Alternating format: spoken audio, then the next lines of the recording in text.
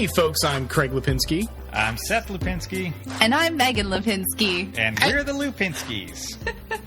And you're listening to episode 29 of the Ludowave radio podcast. That's not usually what I say. No, I've been completely thrown off. It's the not so smooth sounds of video game talk. Semi-smooth. It's good. Oh, man. We're chunky peanut butter today. Yeah, it's very crunchy. It's a crunchy podcast. Normally I lead into something, but I don't have anything this week. About, like, what's going on? Yeah, no, nothing's really been going on. We're going to an open house tomorrow to check out a scary house. Yeah, it's not that scary. It's semi-scary. Why are you looking at a scary house? To buy it, maybe. Are you specifically in the market for scary houses? Well, it looks like it might be like a foreclosure. I don't know if you ever look at house listings, but sometimes when you do, foreclosures don't look the prettiest. I'm not really sure why. It's I went house hunting with my sister and her husband when we got kicked out of the last house, and we saw some scary fucking houses. So yeah, no, I'm well aware of foreclosed scary houses. And I'm not sure why that happens. I don't really get it. But I don't think this is a foreclosure. It's not listed as a foreclosure. I think just like someone died there and they were very old and didn't take care of the house, maybe.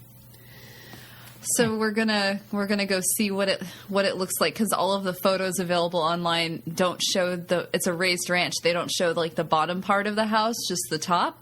Right. So that's interesting. I'm curious to see what horrors lurk beneath. I'm sure it's probably fine. It's got a garage. No photos of the garage. So, maybe a murder was done there. There's just going to be, like, chains with unidentifiable meat hanging from them. My sister's going to be so jealous. Does she like unidentifiable meat hanging from chains? Totally. That's okay. That's cool. Cool sister. Yep. So that's... I don't know that there's anything else happening here. Well, boy, have I got a story for you guys. Yeah? No, I got nothing. I'm sorry. Well, we got married, I guess, because you're Lipinski now. I thought I was like your child or something. Oh, that's right. We adopted you so you can have health insurance, too. That's fucking gross. What? Why is it gross to adopt me for insurance? It's not, Seth. This is the hellscape we live in now. I feel like a little hurt by that remark, Craig. Jesus Christ. No offense or anything. Mm-hmm. Putting my insurance to use right now on a therapist just for that comment. There you go. Pretty sure it covers that. It better. Are you back to seeing your therapist, Seth? Oh, Jesus Christ, no. I need to desperately. Oh, okay. But no, I got on work insurance starting at the first of this month, but I haven't got any paperwork for it yet, so I'm going to see what kind of stuff this covers. Gotcha. But I'm fantastic. Thanks for asking. Good. I'm glad you're fantastic. Yep, everything's great. Do we just want to go into talking about video games? Yeah, let's just Let's talk about video games, It'll be the please. shortest episode of Ludowave Radio ever. All right. Well, I've been playing a whole bunch of stuff. I've been playing Dragalia Lost, of course. And they've been very generous with resources and currencies through, like, the holiday season. I haven't had to spend a dime on that game, and I'm doing okay at it. Like, I don't feel like I'm missing out on anything. I kind of want to spend a little bit of money to kind of, like, I don't know, support them, but... And to get sexy girl characters? I have plenty of those. All right. There's always more. There's always more where that came from. I was playing as a bare-chested, like hairless, shiny, buff ice skater boy today. Ooh. Nice. Yeah. So there's something for the ladies too in Dragalia Lost. That's probably also for the dudes, but all right. It's something for everyone. Well, that's a good point. I should not be so heteronormative. It's something for everyone is a good way to put it. Something for everyone. I have played a little bit more of Assassin's Creed Odyssey, which I don't really. I mean, I've already talked quite a bit about Odyssey and Origins. I don't really have much more to say. There's more sailing in this one than in Origins, which I don't care for. I don't like the way the game handles it. It's very clunky and mechanical. But there's a heavy emphasis on it. You can upgrade your ship. You can recruit new people for your boat. Like, that stuff is kind of cool, but like I don't like the way the sailing works. It's just too clumsy.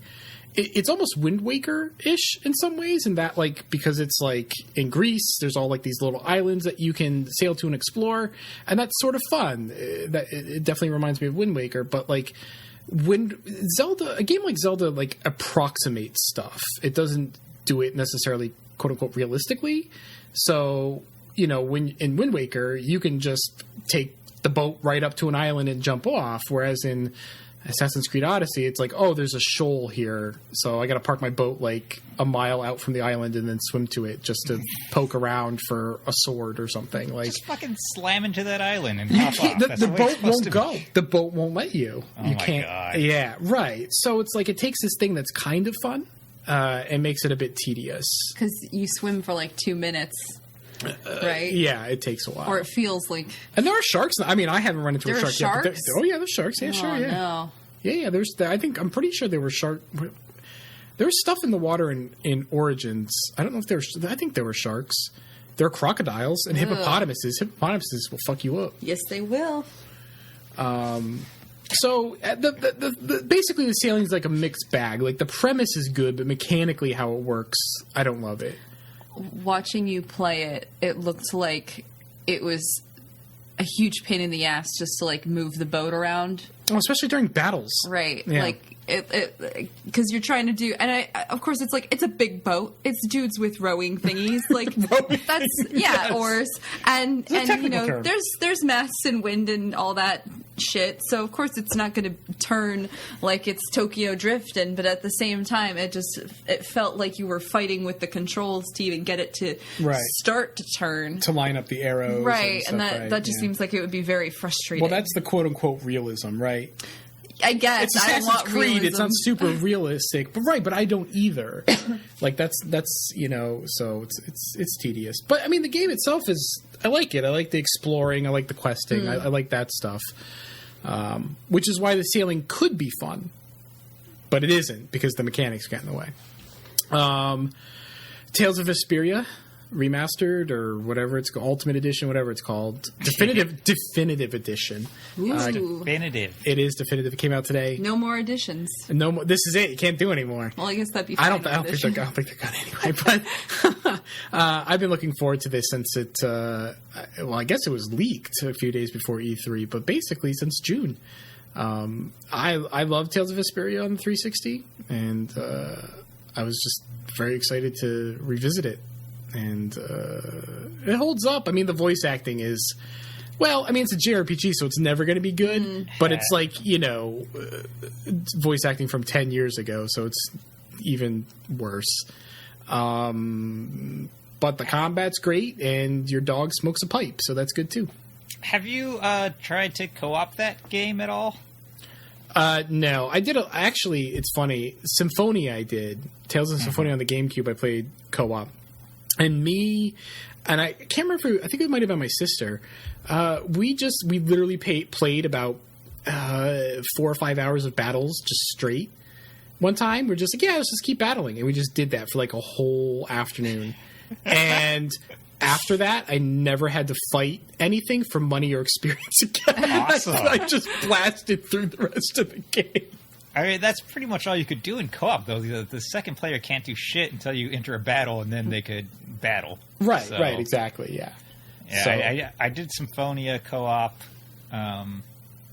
which was kind of fun, because a friend I was playing with was into the story. And then I tried to do Vesperia co-op on 360 with my nephew, but he's more flaky, so he stopped playing at some point with me, and then I lost interest in the game. But I do have this whatever edition coming in the mail at some point. It was supposed to be here today, but I think it got delayed till Monday.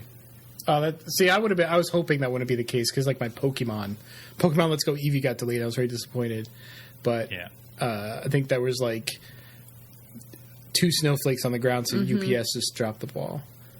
That's not the case this time. So I got it. Actually, I also got the new Mario and Luigi, or the remake of New, quote unquote. just bought a bunch of games you've already bought before, Craig. They fucking got you. I'm not going to even play this one, so It's on 3DS, right? it is. Yeah. Yeah. I actually turned my 3DS on just to see if it had any juice in it. So maybe I'll pop that baby in there and check it out I just to make it worth the money. Well, I mean, I have the original. I like the sprites from the Mario and Luigi series before the 3DS. 3DS turned them into like these weird claymation looking things, or I don't know how to describe it. I don't love it. Some people do. I don't. I prefer like the weird elastic cartoony sprites from the series before the 3DS, but that's me. I don't really care for the way it looks now. Yet you're still buying them. Yeah, because they still keep releasing 3DS games, but they may not be for long. We'll get to that later in the show. I've also been playing Super Smash Bros. Ultimate, of course, and I have been playing that like a mobile game. And what I mean by that is I play it for maybe a half hour a day. I turn it on. I maybe do a classic mode. Do a couple spirit board things, do a couple battles in World of Light, check the shop, unlock a new fighter or two, and then I shut it off. I'm playing it completely single player, and I'm playing it in very short bursts like that, and I'm actually loving it that way. Nice. I haven't touched the game since like release week. Well, here's the thing. I actually haven't really truly gotten into Smash multiplayer since Melee. Right. Like, I mean, I've played Brawl and Wii U and 3DS with other people, but not really. Melee came out when I was like 18, and we just got big get-togethers and played it. And I'm 35, and not to say that I couldn't get people to get together to play it, but that's just less likely to happen when you're 35. So the fact that I can play it solo, and I can play it in short bursts, and actually feel like I'm getting something out of that, I love it. I love that I'm able to do that with what is traditionally considered a multiplayer or party game. Yeah, I played. I stuck with the series hard until I played Brawl a lot. And I played the 3DS version probably more than I did the Wii U version. So I did too, yeah. So somewhere in the God, and I've like always mained Link, and Link is so ugly in the Wii U version. He looks great in the 3DS version. I don't know what the hell they did to his Wii U model. He looks good in the new game too, though. But yeah, no, I and this one I was gung ho for. I was like, I'm going to go in hard on this one. I'm going to stick with it.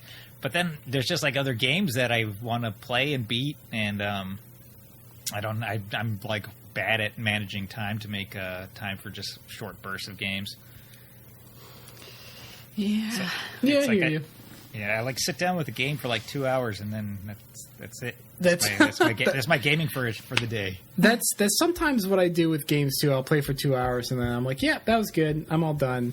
I do that less now because I'm a little more selective about what I buy, but certainly at one point, yeah, that's basically. I mean, to be fair, I gave everything. I bought a shit ton of games, but I gave everything a shot. But you spend $60 on a game, play for 2 hours, and like, what was this worth thank it? you. Next. You're so fucking grateful for your experience. Yeah, We'll just shoehorn that together. Well, I mean, I'm not going to get into it now, but just, sometimes you play a game and it's not even necessarily a bad game. You've kind of experienced all it has to offer in 2 hours. Mm-hmm. Most games don't radically suddenly change how they play from the second hour to the 10th or 20th hour. They're still basically the same game. I would be disappointed. But, I'm more likely to just force myself to spend 20 hours playing a game before I'm like, fine, I hate it. I've also been playing Overwatch, and I've been having some problems with Overwatch lately with stacks and Smurfs. So that's I'm gonna go hard with the vernacular here. Oh boy! And so stacks are like when you have when like let's say it's the opposing team, they got like 4 people like in a group, they're like in a party, and you're just queuing solo.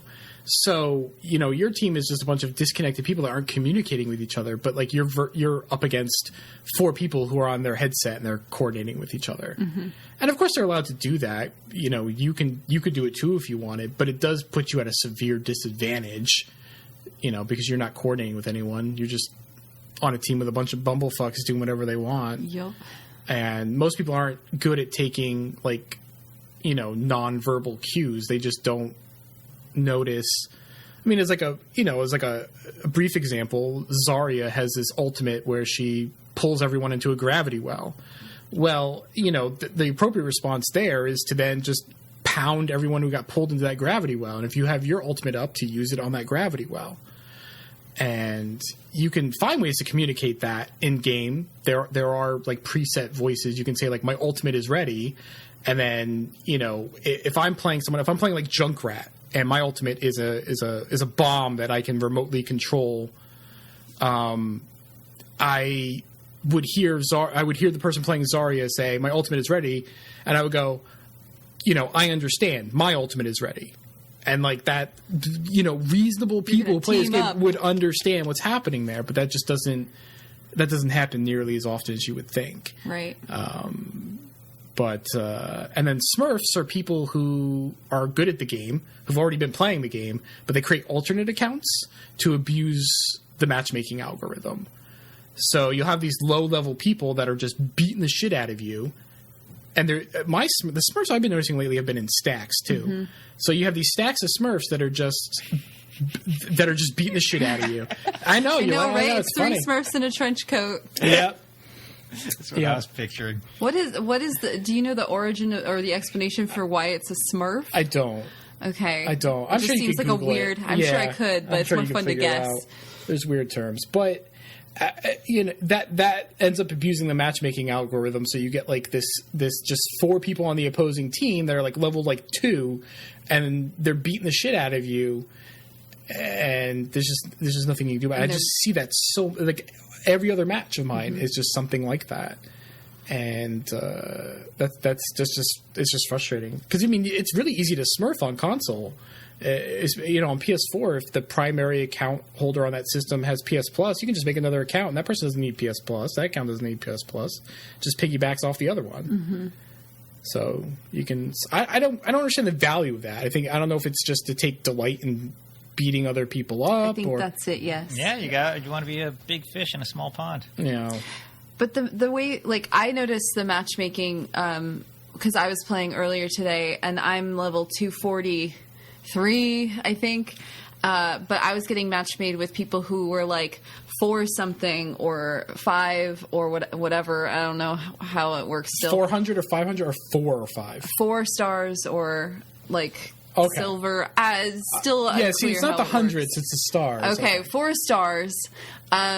And I think some of it's based on like how well you play in your previous match, like the stats or whatever. That does help it, but then your levels also confuse it too. So like you have these people that are playing that are like level 17 with no stars, right? That are playing extraordinarily well, and then the matchmaking goes, I guess you go here, because it's confused, because it's like your level says one thing, your skill says another, and then it's just going to play a guessing game on where to put you. Right. So I'm like, okay, am I as good as these people, or are they just bad?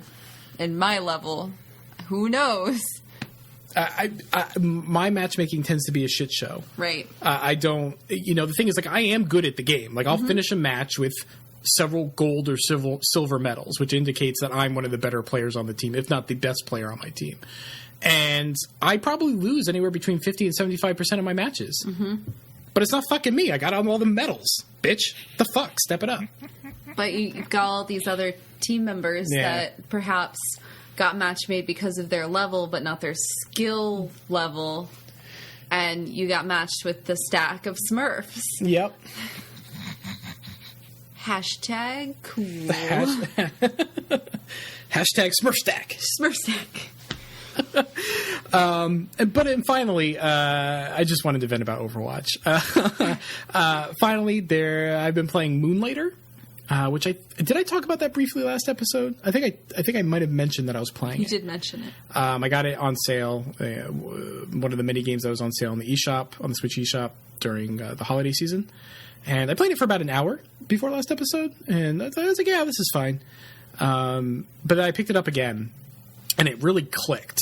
So Moonlighter you are a shopkeeper, but also an adventurer. And by day, you run the shop, and by night, you go into dungeons to collect artifacts to sell in the shop or use them to craft weapons and armor. And the dungeons are randomly constructed.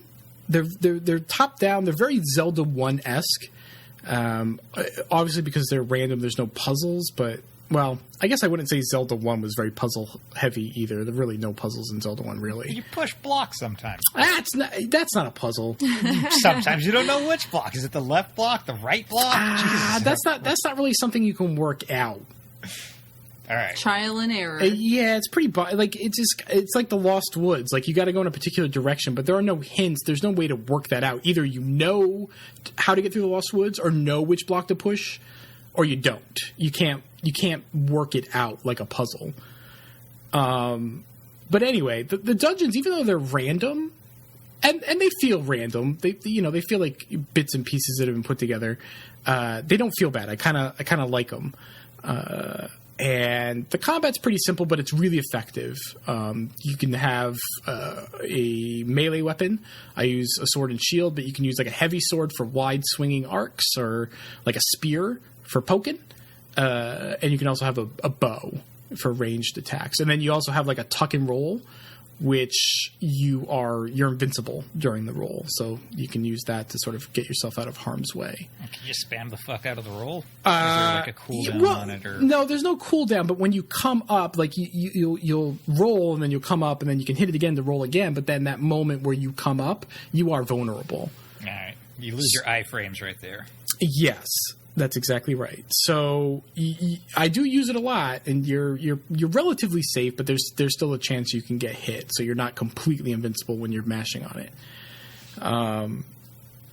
One thing I like about the dungeon crawling is the inventory management, which is not something I would ever say because I usually hate fucking inventory management as a meta game. Like I hate Resident Evil style inventory management. I fucking hate it. I don't want to play Tetris in the middle of my action game. But in Moonlighter, your inventory is a grid, and all items just take up one square. Like items can be stacked if they're pretty common. I think they can be stacked in 10s, and more rare items can be stacked in 5.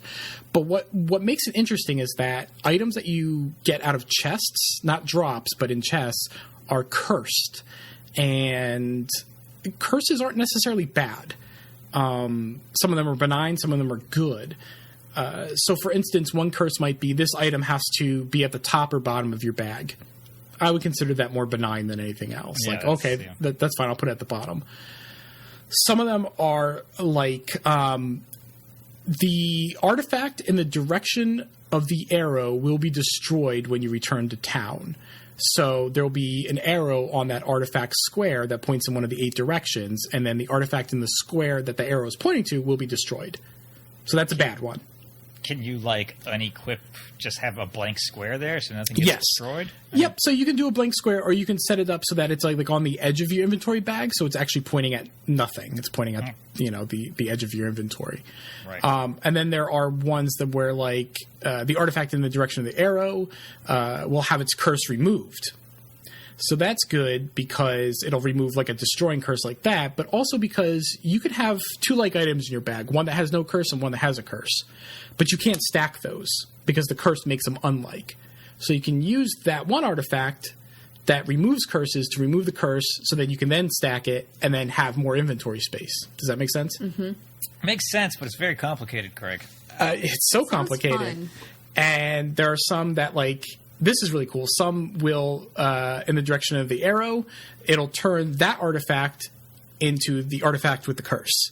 So you can then if it's a high value item with that curse, you can point it at a low value item, and when you return to town, you'll have now cloned the high value item. That's cool. So it's not inventory management in terms of like juggling where they go, although that's part of it. You want to maximize your profits when you come back to town.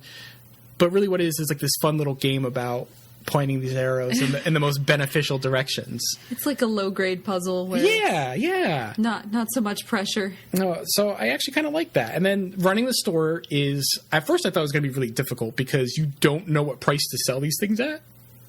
You could just put them on the table and you can mark them as a price and cross your fingers. And customers will have like little emoticons over their heads. So if they're like really angry, you've priced it way too high. If they're disappointed, it's only a little high. They smile when it's just right. And if they have gold coins in their eyes, you have priced it way too low and you just got screwed. And then market to band will make that fluctuate. There are thieves that'll go into your shop. So like you kind of have to watch them and wait for them to steal something, and you can tackle them and beat them up and take it back. And then there's one kind of customer called the gentleman that will come in. He's got a little like monocle and like top hat in his emoticon. And he's rich. He's rich. He will buy. I think what the gentleman does is that he will buy any item at any price. Oh. So you can change prices in real time. Like you can walk up to a table and just start changing the prices, but you don't know what he's going to buy. Right. So then you have the potential of pissing off all the other customers while trying to appease the gentleman. How many customers are in your shop at a time? Sometimes, I mean, right now for me, about a half dozen. But you can customize your shop with decorations that have different buffs. So one of those buffs might be, allowing more customers into the shop at a given time. So there's also that aspect. You can upgrade and customize your shop, and that has different effects as well. Can you hire help? Because like managing that many customers with one person does not sound like a great idea. To my knowledge, you cannot hire help. But it doesn't. But that's part of the game. I mean, I don't think it ever, so far for me anyway, has not become so overwhelming that like it's like I'm just asking because I'm looking for a job. So if you're hiring in this weapon store, I'm looking. Moonlighter can use a man like you. Yes, please. Is Moonlighter the name of your store? The Moonlighter is not only the theme of the game; it is the name of the store. Oh. It's really on the nose. Well, And I'm not sure where the story is going. There's something interesting happened. There are 4 dungeons, and I finished the first one. And after that, there's like this old dude that seems to know me. I wasn't really. I was mashing A, I'm sure, through the dialogue. I don't know what my relationship is to this old man, but there's something. There's something. Maybe it's my grandpa or just a family friend. I'm not really sure. But he said something like, "Now that I cleared the first dungeon, the town is opening up the second dungeon." For all these other adventures, it's re-sparked interest in dungeon exploring, and now all these unqualified people are coming to go exploring in these dungeons, and that perhaps what I'm doing is actually a bad thing. And I don't know where the game is going to go with that. I don't know how hard it's going to pull on that thread, but I thought that was very interesting. That is interesting. Well, I guess I'll have to get Moonlighter and play it and then read the dialogue so I can explain so you could tell everyone who this old man is. Or at least you. I'm sure everyone else could Google it before I actually play Moonlighter. Oh, man. But I really like Moonlighter. Like I said, I played it for that first hour, and I'm like, yeah, that's all right. But then I picked it back up, and I'm like, man, this game is great. I don't know if... I love all of its mechanics. I don't know if it'll be enough for me to finish the game. Like, I don't know if that's enough to carry the game all the way through to the end. Especially because you're repeatedly going back to these dungeons. Because you're not going to be equipped enough to go through a dungeon the first time you step foot in it. Right. So you go back and forth collecting items, progressively making it further until you get to the boss and you kill him. So I don't know if I'll actually get to the end of the game, but from where I'm standing now, I really like it. I think it's great. Excellent. And that's what I've been playing. Seth, what have you been playing? Video games, Craig? Oh, no shit, Sherlock. That's great. Wow, that's 2 very different reactions from both of you. But I feel like it captures who we We're are. the Lupinskis. I started playing Resident Evil 6 with Hugh. How's that Co-op. going? It's fucking fun. I don't know why people hate this game. It's stupid as shit. The story is just dumb. Leon Kennedy has like stupid quips all the time, like, "Oh, I should have sent blood." He's just it's Oh, stupid so he's action. like that CSI guy with the glasses? I think people think it. I think people don't like it because they don't. I mean, that sounds awesome to me. It's great. But I think that like people thought of Resident Evil as more serious than that. It's kind of like when like Metroid Prime Pinball came out and everyone thought like Metroid Prime was a super serious game and why would there be a pinball game? And it's like, fuck you. Because fun, that's why. Right. Yeah, no, this Resident Evil's always been, it's so cheesy. They just finally embraced it. Anyway, it's fucking, so there's like 3 different campaigns, like Leon and a girl named Helena have a campaign to play through. Chris and some other dude, I don't even know the other dude's name. I'm the one like playing as him while we're playing co-op, but I don't even know his name. His name is Seth Costello. It might as well be. And then Jake, who I think is Wesker's son, so Jake Wesker. And no shit. Yep, and Sherry from Resident Evil 2, but all grown up, also have a campaign, and then Ada Wong has one at the end. Anyway, so we played through Leon's campaign first, and his is more like a Resident Evil 4 like. There's lots of zombies. The game's like, the gameplay's like so fast and smooth. And like you could sprint. There's a sprint button. You hold down X. You're just doing a full on sprint instead of like holding down like a button to ready a knife and then hitting the trigger button to like use a knife like in all the other Resident Evil games. This game you just straight up have melee attacks. So if you're sprinting and then you hit the melee attack, you fucking jump kick zombies. Ooh, that's fun. Yeah, you could, right? If, there's a dodge button. If you're sprinting and then hit the dodge button, you could slide. While you're sliding, you could pull out your gun and shoot from the ground, and then roll around while you're on the ground shooting zombies. If you like keep hitting the melee button, you'll do like a 3-hit combo, which usually ends up with you like kicking the zombie's face and exploding it, which is great. The melee button, I just fucking love the melee attacks in this game. Are also like context sensitive. I was using Helena, so I don't know what Leon does exactly for his, but like if you pop up behind a zombie and he doesn't see you, you sort of like kick him in the back of the knee so he falls down, and then you just you like wrestling drop him on your elbow right into his head and just obliterate his entire head. Ew. Yeah, it's awesome. By the way, I'm playing the U.S. version, obviously, and Hugh's playing the Japanese version, and his is, like, very censored. So he's like, I hear all these splats from your game, but, like, nothing's splatting in my version. Wait. Why are they so censored like that? Violence is far more toned down in Japanese video games. Yeah, so... Okay. And he resides in Japan. Right, yes. No, I knew that part. She's right. She's met you. But just for anybody else listening. Oh, yeah, good point. Oh, yeah, right. It's not just us. Yes.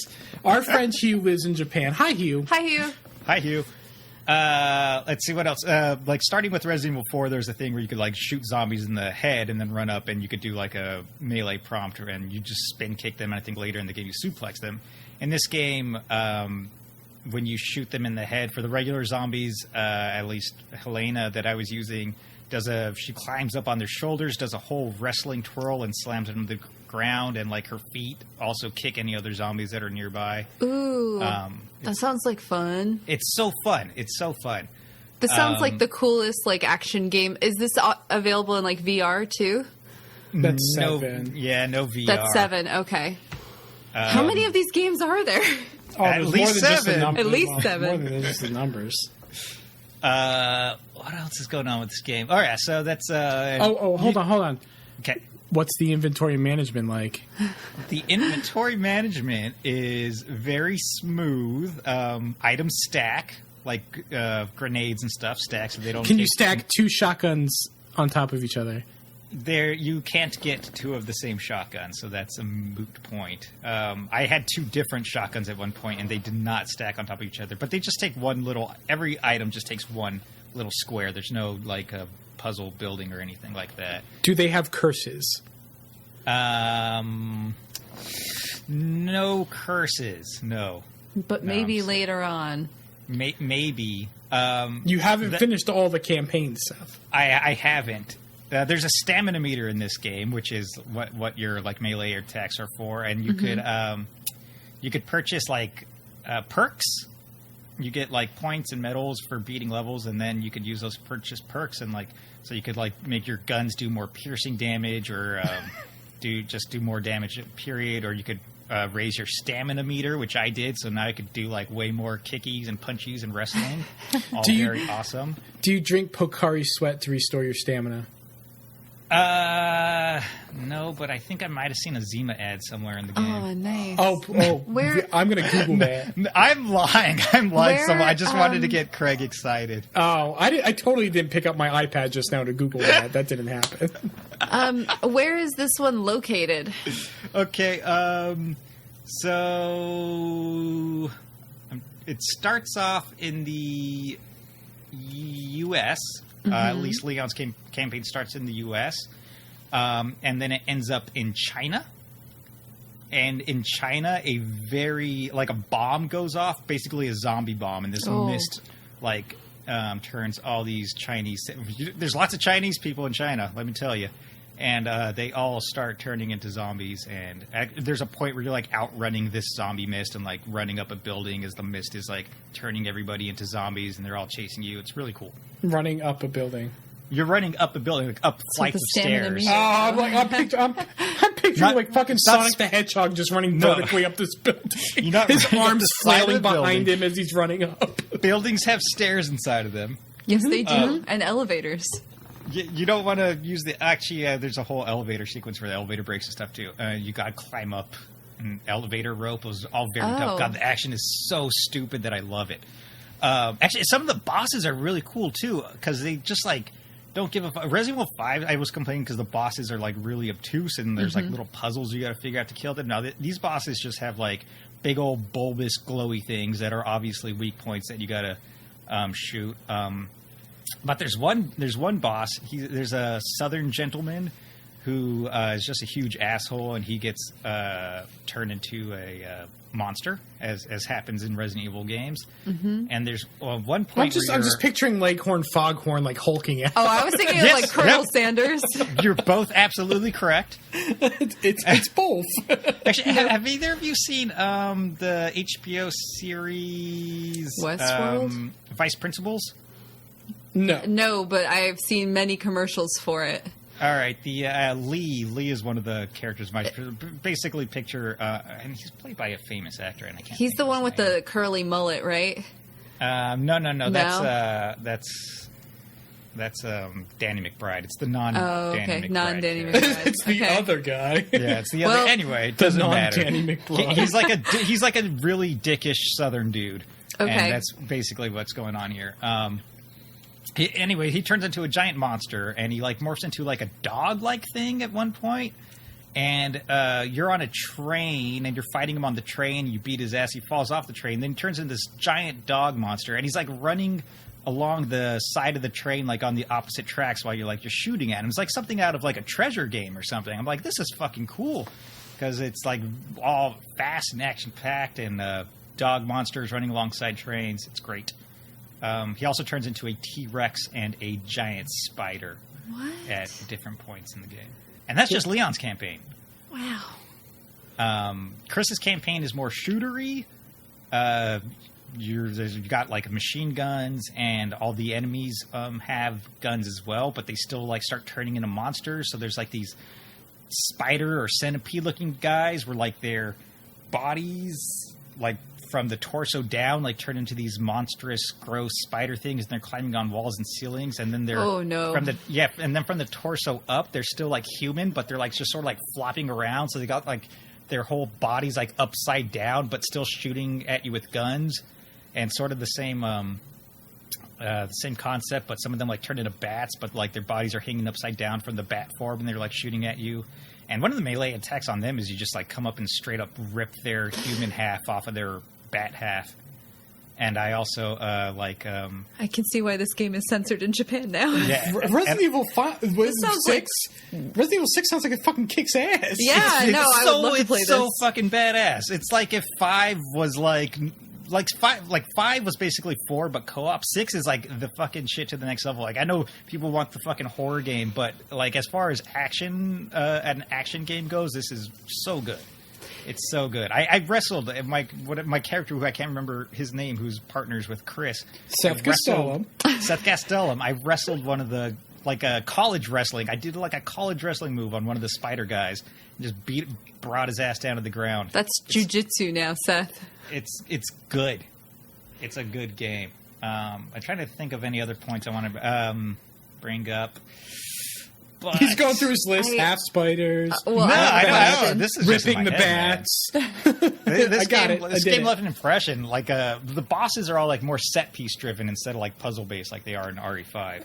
And I think that sounds more fun. Yeah, they're good set pieces. They're really, really good set pieces. Like one of them, you're fighting a monster lady, and as you're like fighting her, you're like on a minecart going down like through a tunnel type thing, and then you go from the minecart to like just a hanging metal elevator type thing, and then you're still fighting her, and then you get down to the bottom, and then you can kill her. And it's great. I feel like for a boisterous action game like this, you kind of have to go for the ridiculous, absurd set piece driven boss battles. You have to lean into that.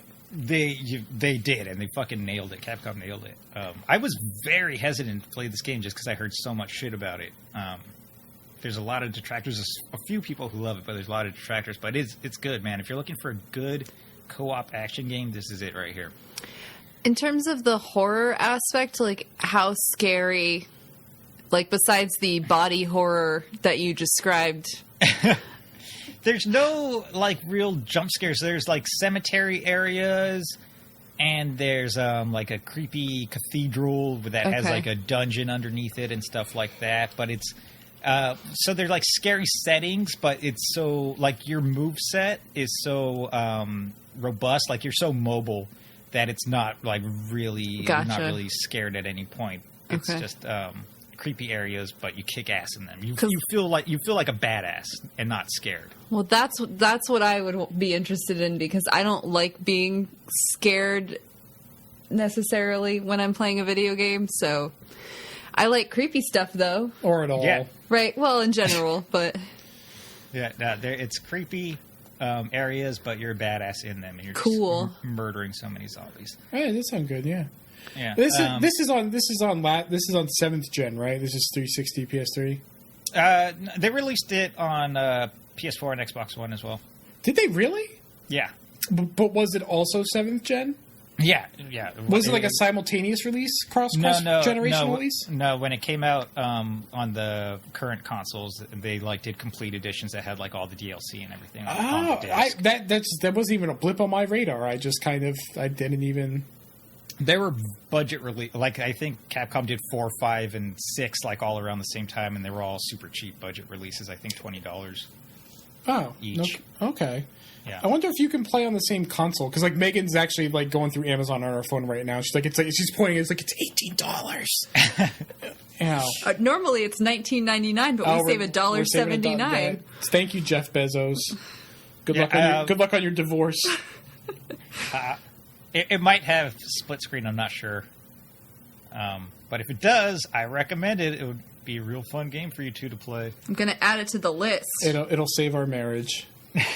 I also returned to Xenoblade Chronicles 2. Oh. I decided to finally do the DLC. Not the prequel story, mind you, just all the other DLC that released for it, which was like 4 different quest packs, like side quest packs with 5 missions each, so like 20 more side quests to do. And then also 3 new rare blades, which each like have their own quests as well, and then 3 other different rare blades that are like characters from other Xenoblade games, and then also a challenge mode. So the side quests are super fun. They give you stuff that you can't get in the main game once you complete them. Like you'll get new Merc missions that you could do that when you send blades on them, it'll like super boost up the affinity between the driver and the blade, so you could like level up their their gauges faster. I don't even know how to explain their gauges, but their gauges, their affinity for their driver. Is it like a friendship level? Yes, yeah, basically, it's a Okay. friendship level, and more stuff like unlocks, and then like Drivers are people who use blades, Okay. but blades have like a anthropomorphic representation. Yeah, okay. Yep. So stuff like really good items where like your attacks will like heal you for 5% of the damage you're doing and stuff like that. So Oh, it neat. gives you like lots of cool new things that completing the missions, and the missions are just fun on their own. Like one of them's you go back to an older area in the game and you're basically playing hide and seek with these three characters that you got to find based on hints on what they like. Like one guy really likes heat, or one guy really likes smelly areas. So the smelly area guy was easy to find. He was in the giant dumpster. The Who's in the trash. farts? He was in the dumpster. He's the dumpster he's a dumpster diver. Just different stuff like that. His but, key is made of bananas. Not key, blade. Blade. Right? Yeah. Yeah. Not You're- Keyblade. That's a different game. Keyblade's Kingdom Hearts. Trying to participate That's coming. When does that come out? soon. Soon. That's so weird. Jinx. I mean, it's probably going to suck, but It's not. Well, Maybe. well, here's the problem. As a tangent, I don't think Kingdom Hearts 1 or 2 they're really not that great. Like the combat's clunky, the platforming is floaty, the camera just does whatever it wants. Like they're very clumsy games. But the last one came out 13 years ago. Like 3 could be better than that, but I don't know. I caught myself from saying they don't suck because I remember that like playability wise they kind of suck, but they're fun. They suck, but they're fun. That's a fair point. They suck, but they're fun. We the judges are all nodding their heads. They do accept that. I enjoyed it, but I was in high school, so. I mean, I enjoyed it. Right. Just- The enjoyment is separate from whether it sucks or not. Oh, okay. I have no concept. We could of have that. these. The Ludowave radio is all about these nuanced looks Oh, at video okay. games. Anyways, Xenoblade. Xenoblade. Not the same thing. Like we're gonna go back to the anime titty game. Heck yeah. Very The nuanced. We're gonna talk about it in a very nuanced way, though. The Just- anime titty game. With blades. No, go, with blades. Yeah. Blades are people, kind of. The challenge mode, there's like 20-something different challenges that are mostly just fights, and like some of them are like wave after wave of fights, some of them are like crazy hard bosses, and some of them are like impossible, and I don't know how to beat them even if I make the game as easy as possible. There's one where like just fighting like a super hard enemies in a poison swamp that you can't get out of, so the poison swamp is just draining all your party's health the entire time, and I gave up on that shit. Because and there's of course the game has to be like a little pervy, so Anime the guy- titty. anime titties. The Nippon who sets up the whole like challenge thing. He's a Nippon sage who can travel across dimensions, and that's how he brings like the other Xenoblade. Of course. We all know characters. this. Yeah. We all Yeah. know about the Duh. sages that Yeah. try. Yes, of course. Okay, so he's like, oh, there's special outfits that you could use that'll like decrease the damage of this poison swamp that you could buy when you do challenge mode. You get coins, and then with the coins you could like buy different stuff, and some of the stuff are outfits. All the outfits are just palette swaps, except for these special outfits, which just happen to be swimsuits for all the. I was going to say, are they all bikinis? yeah, they're- I feel so protected in my bikini. The acid can't touch my skin when I'm wearing this two-piece. I feel like only one of the bikinis is a two, or only one of the swimsuits is a two-piece. One of them's like a sundress. Some of them are actually fairly modest, but yeah, they're all swimsuits. Tora, who's a Nippon, he has the absolute best swimsuit, and his is called, I think, Best Girl is the swimsuit, and he has like a shirt with Pyra. Pyra's that one. Yeah, a shirt with Pyra, who's one of the anime titty blades.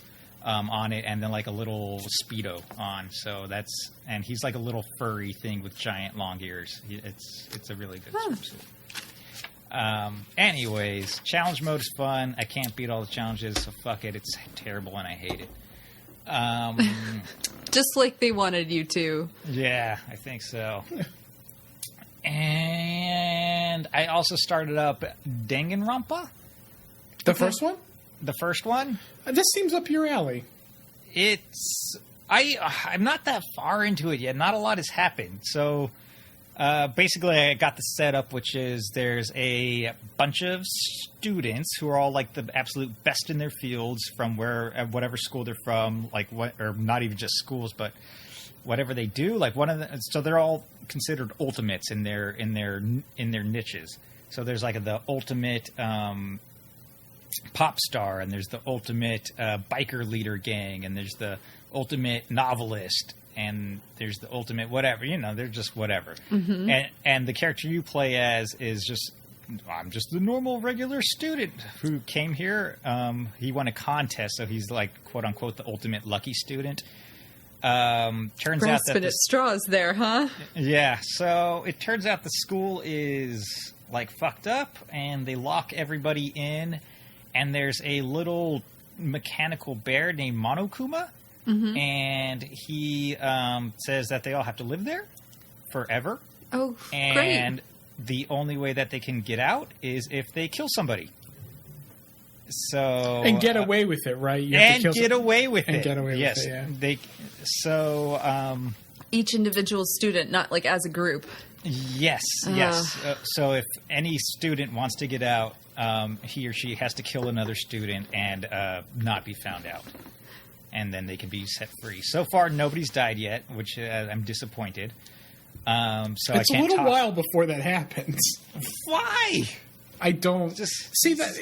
I really wanted to like this game. I mean, my interests. You know that like games like this, it's a very adventure game-y. Visual novel-y. That's not normally my thing, but I like the premise. I like the style, the aesthetic. But just ultimately, it was just too slow. I couldn't get into it. Yeah, the aesthetic's great because like each room you go into is like almost like a pop-up diorama, and like it even like builds itself as you walk into it. Like if you go into a classroom, like all the seats and chairs pop up, and then the walls, and then the ceiling, and just sort of all comes together. And then once it's built, it just sort of looks kind of cardboardy, but also cartoony. And it's neat. It's a neat visual style. That sounds neat. Yeah, and then when you're traversing the school like hallways and stuff, it's first person for some reason. It's very weird. It's very weird mismatch. So I don't know. I can't comment on the game much yet because nobody's died. So far, I've gotten up to points where I could do like free time, where you could go and talk to students and like give them gifts and build up affinities with them, which I guess gives you perks for some other gameplay mechanic that I've not gotten to yet. Because it's like you've built up an affinity with a student. Now you have more SP for something, trials or something. I don't know what's going to happen. I'm missing one whole gameplay mechanic in this game that I've not gotten to yet. And is this what console is this on? I'm playing it on PS4, but it's also on Vita. It originally released on, PSP, I think, in Japan only, but then it came out on Vita over in the US, and then they released it on PS4 as well. We have the first two on Vita. Oh, okay. So yeah, because I couldn't get into the game, so of course I bought the second one. Right, of course. Why wouldn't you? It's a 1 and 2, like both games are on one disc on PS4. Yeah, anyway. yeah. So anyway, I'll stick with it a little while longer.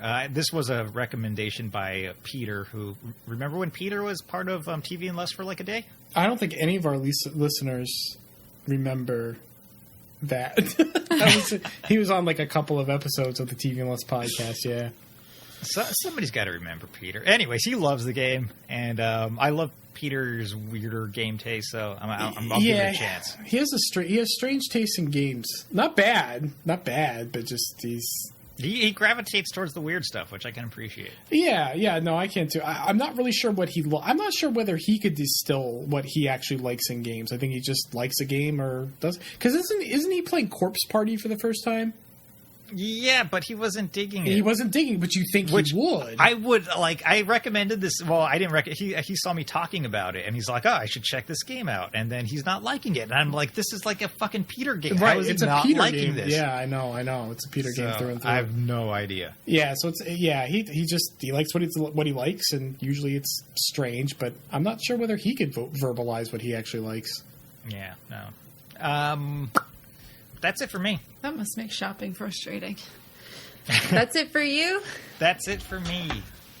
No Picross on your phone? Capcom Picross? It was Konami, but yeah, Konami? No. Yeah, see, I didn't open the app. I just downloaded it. I forgot all about it. Oh, jeez. I was like hoping that you talked about it this episode. I'm really sad, actually. I'm so sorry to disappoint you. That's fine. Maybe next time. Dragon Ball Z. Yes. Talking about the Picross. Does that mean it's my turn to talk about Yeah, what you I'm should playing? talk about games you actually have Cool. played. So games I've actually played. We're on day 516 of Castle Cats. Still grinding out those materials. And I don't know when this was added, but the event, usually halfway through an event in Castle Cats, they'll add more eggs or something to keep the interest alive. Everyone just gets bored halfway through an event. Right. Like, throw in the eggs! The events are like 2 months long, so people are like, "It's still fucking Christmas time." Okay. So I've got a couple of eggs that I could grow after I do this Nutcracker one, but I think I'm not going to make it in time because we've got 15 days and I still have to grind out another egg's worth of shit and grow the cats. So yeah, I've got all 3 of my gingerbread kitties and I'm growing my second snowman kitty and I need 1 more and then I can sacrifice them all to the gods to get the Nutcracker cat. And we'll see what that turns out to be. It'll probably be disappointing. I don't really have any other exciting Castle Cats related news. That has been your Castle Cat update. That's been your brought to you Castle by Cat Ludowave update. Radio. Are there any sexy Castle Cats? I mean, they're 'Cause cartoon cats. I mean, answer the questions. I feel like it's a yes or no. Oh, okay. Your silence is only incriminating. Okay, well, I've seen some fan art because I follow the Castle Cats social medias, Right. and folks submit fan art, and I gotta say, some of those cats, they got hot bods, so I guess. She's like, I feel very confused by this cat. Yeah, it's like, is the okay. official Castle Cats Twitter retweeting furry art of the Castle Cats? Well, since I only just got on the Twitters again, I haven't found any of that. I follow the Instas. The Instagram. Sorry, my bad. That's okay. I think they try and lots be of Castle kid Cat friendly. furry art on the Instagram. Yeah, they try and be kid friendly, but there's some art that pushes some ships amongst the kitties. So there's probably some fan fiction out there. I mean, I was just wondering because a lot of these gotcha mobile games have they entice people with sexy characters. No, this is just cartoon cats for 30-year-old women who like cats and then children, I guess. All right. So not so much the sexy demographic. My dearest but yeah. Martha, it is day 516 of these castling cats. Not a single one of them is sexy, but we'll continue harvesting their eggs. That's perfect. I long for your touch, my dearest Martha. Did I ever tell you guys about Food Fantasy or whatever it's called? Yeah, Food Fantasy. I don't. This sounds. Maybe you sounds just told me, familiar. but it was not on the podcast. I can't remember if I did, but short tell aside, it takes food and makes the food sexy and people. And they Is have this an app? stories. What is Yeah, this? it's a mobile game. And actually, I tried to do the tutorial, but it was so involved, I gave up. So wait, you're telling me this is about a ham sandwich that you want to fuck? basically So a normal ham sandwich. yeah. Just a ham sandwich. They have names that aren't lobster. So the lobster is Boston, and he's a hot anime boy who wears red, and I just he's a pulled this bad up. guy. Yeah. So, Craig, the anime waifu ships where they turn battleships into personified anime girls, Or type the of thing? consoles, right? The console. What are Yes, those yeah, called? exactly. The consoletons or something? Yeah, exactly. So it's like that, but food. Yeah, basically. Like, how can I fuck a ham sandwich? Yeah, essentially. And I saw an ad for it probably on Instagram. I was like, this looks fun. Look at all these hot anime babes. And then I couldn't get through the tutorial because I don't play mobile games that require... They locked away the... Are you feeling horny? Are you hungry? Sit through this tutorial. I was just like, I'm not horny at all now. Still hungry, but... It's just the cold shower for horny, hungry people. Right. I was like, okay. I didn't get to ogle any hot food. I had to, run a restaurant. At that point, you might as well just open up your fridge and see what you could fuck in there. Right, exactly. And I was just like, okay. Don't you dare fuck any of the food in the fridge. Of course I wouldn't. I eat that food, Megan. Yes. Yep. So that's our food. That's our food. Or our.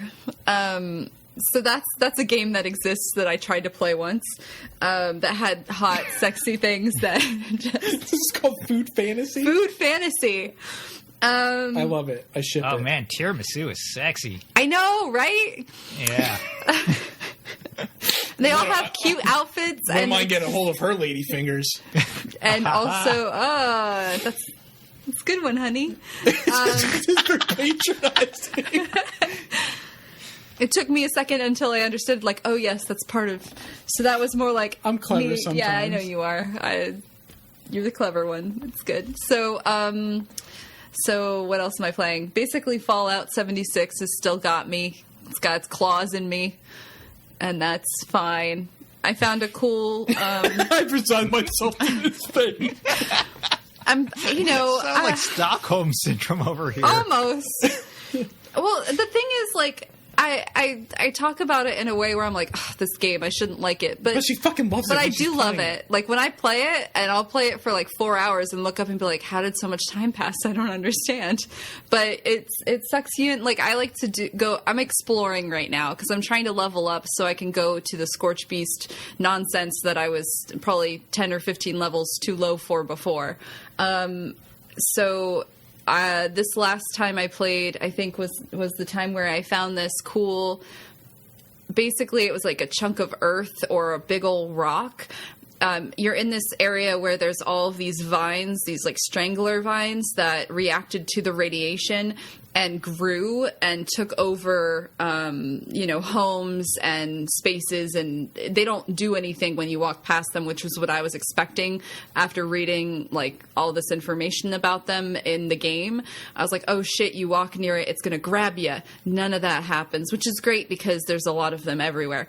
But I found this cool, it was part of a quest location, but it's this big old rock thing on top of, held up by all of these vines, and you sort of have to do this platforming piece to get to the entrance of the rock, and there's like a cavern, and there's these cave crickets that are basically like mastiff-sized crickets, and to give a sense of scale to like the rock, it's huge. It's like the size of a skyscraper. Like she's climbing like this giant jutting rock with vines all in and around it, and like all this house shit, like doors and chunks of cars.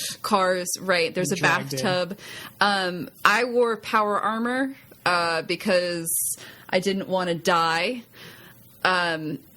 falling off of it, and thankfully the only time I like slipped off of it was it was a space where you couldn't be wearing power armor to get to the next step, so I just fast traveled back to the bottom and then started over because I didn't want to break my power armor. I don't know if it would break from that fall, but I didn't want to risk it. And power armor mitigates fall damage. It does, yes. So it was really cool because once you got to the top, there's all these half missing buildings, and there's little notes, and there wasn't anything up there that was really cool. There was no super fancy power armor, but it was neat to like find and climb to the top. And I don't know, I thought that was Bethesda has made some really interesting like places to explore within Fallout 76, which I think is partially why I keep going back, because like I went to the Mothman Museum and because I wanted to go and see what was over there, and they have amusement parks, and you can go and like play games at the amusement parks, and you can run around on the roller coasters, and there's a water park that has a big old alligator thing that you can go through. So like there's interesting pieces that I want to go and check out that makes some of the less fun stuff bearable. They're sort of, I mean, even as a bystander, like watching you, they're sort of fun to like See. watch. Like as like a tourist, Fallout 76 seems pretty cool. But a lot of these places don't seem very rewarding. Like there's no like gameplay reward. Right. It's sort of like this intrinsic, like, oh, I enjoyed climbing up this giant rock with a bunch of vines and trucks attached to it and stuff. Yes. Yeah, that's... I Sounds to me like they forgot to put a game in their environment. It does seem that way. Sometimes it sure feels that way. I found a shack in the very like beginning-ish area of Fallout 76. You go to Vault Tech University, and part of it is when I grow up, I'm going to Bovine University. And you read these terminals of these students and their individual projects. And there's this student named Shelby, whose name I can't remember, like her last name. Shelbyville? Shelby something. Is it Ville? No. But she mentions like her project's going to be on cryptids, and so you get this quest to go find her hunting shack. The quest disappears if you don't go to that area soon enough, and I was too low a level to even go anywhere near the area where it is. So I just happened to accidentally find the hunting shack, 30-ish levels later, and there's a quest where you have to go and check out some areas and find some cryptids. So I fought a grafted monster and collected its blood for this daily quest. I'm probably going to keep going back because I want to see if there's a Bigfoot. Nice. So I've seen a Bigfoot. Yeah? Yeah. That's cool. I lived out in the mountains. It turned into a rock. Is it? I don't. What? I don't know if you're whatting me or Craig. I'm whatting you. No, we don't Craig's know. whatting I'm like, what? Yeah, no, Bigfoot. It was a white Bigfoot, and my dog started barking at it. I was in junior high. Is this real life? Is this? Are Yes. I'm telling you a real story here, Craig. I was out in the mountains with my Sometimes dog. hard to parse these things when it comes to you. And you saw a Bigfoot. My dog saw it first, and she started like barking at it. We were very far away, probably like at least 50 yards. And she started barking at it. It was up on the side of the mountain. It ran forward a little bit, and then it ducked down, and it turned into a rock. That's so cool. I think it was a rock the whole time. It probably might have been, but rocks don't run. It was definitely and you know what? Just to slightly verify this, my girlfriend's mom, a few months later, was talking about how she saw a white Bigfoot while she was driving around. Oh, no, well, that's verified. oh, that's Well, so there you cool. go. Contact Thank the you. fucking National Geographic. Listen, the reason you can't find Bigfoots are because they could just turn into Turn into objects. Beast mode. They just Oh, turn into man. whatever. It's a Cryptid transformers. Like, Right. just to be 100% clear, this is what I saw, but I'm not 100% sure this was real. You know what I mean? Right.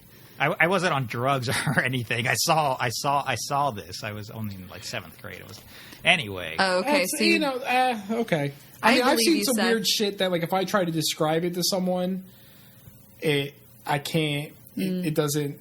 One time, like, my friend and I, Kyle, Kyle, yeah. So my friend and I were like outside, and we looked up in the sky, and then there was like a green fireball streaked across the sky, like bright green. It lit up the ground. It was like it was almost like a shooting star, but it was like thicker. It wasn't just a pinprick of light. It was like this column of green light went across the sky. We both saw it. And I can't tell that story to people because their immediate reaction is like, oh, that's, you imagine that or like, but like, no, it was a fucking green fireball went across the sky. It was fucked up. Yeah, no. So I believe, and what I'm saying, Seth, is I believe you. I believe your rock Bigfoot story. Yeah, I mean, it would explain why people can't find Bigfoots. They just turn into shit. yeah. I like that their trash cans are Bigfoot. I don't. But whatever. It's like a weird ass anamorph and just turns into useless shit. Hey, man, whatever they got to do to survive. At least boulders. All right, they could definitely turn into boulders. At least that, okay. So Anyway, Cryptid hunt. This is the Cryptid Podcast. Yes. Join us next month when we're going to be chasing the Bandersnoot. Bandersnoot? I'm sure we could make it one. When I was in middle school, I drew comics about cryptids who fought each other in a Mortal Kombat like tournament for the supremacy of mankind. What? Do you still have this comic? No, they were bad. I kind of abandoned it like halfway, like nobody won. But it was like the Loch Ness Monster and like Bigfoot. Like there was like Bigfoot and the Yeti, and they didn't get along. They had a rivalry. Right. Like, I'm the real Bigfoot. Like, I'm the real one.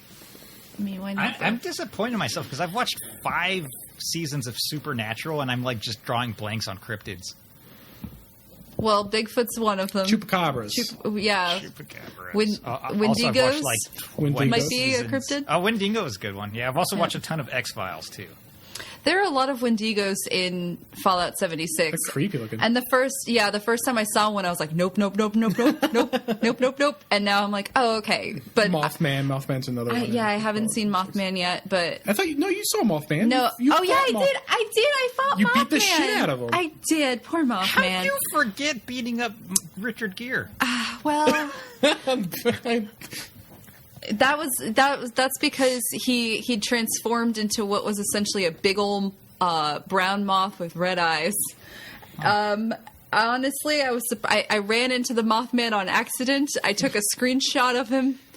I don't know what I was doing at the time. He was just like there in a corner. He was just hanging out. I'm so sad. He was just drinking some coffee. He was just peacefully enjoying his and time. I just went up. I just hit him with my sledgehammer. Yeah, Wow. you did.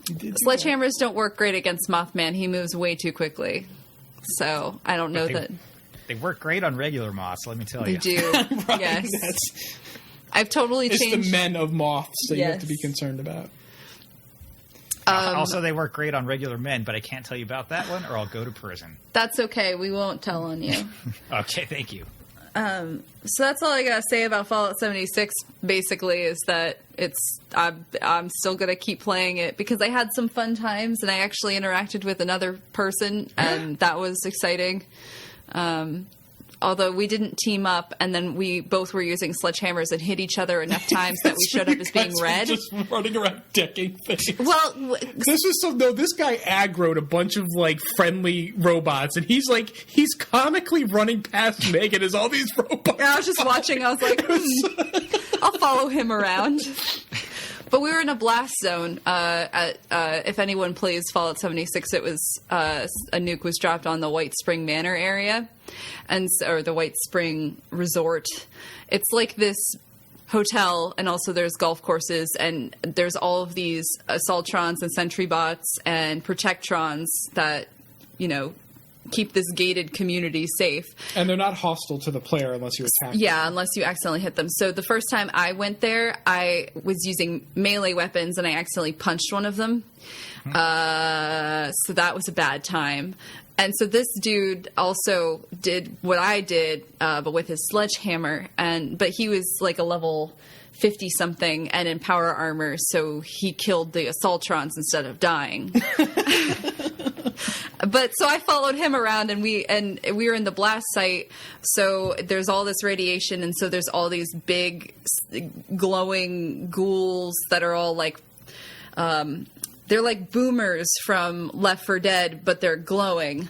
And so I followed him around a bit. He followed me around a bit, and we just fought these zombies, ghoul things together without teaming up, and then hit each other enough times on accident so that we couldn't team up because it won't allow you to team up with somebody who's considered a hostile. But that doesn't make any sense to me. That almost feels like a systematic way to like break up that fight, right? Because you can accidentally hit people, and it's a complete accident. Right. And I don't know if like teaming up means that then you don't do damage when you hit your teammate on accident. Right. But if you send a request and they accept, that would right. end the fight in a mechanical way in the game. Right. So that seems like it should let you do that. I agree.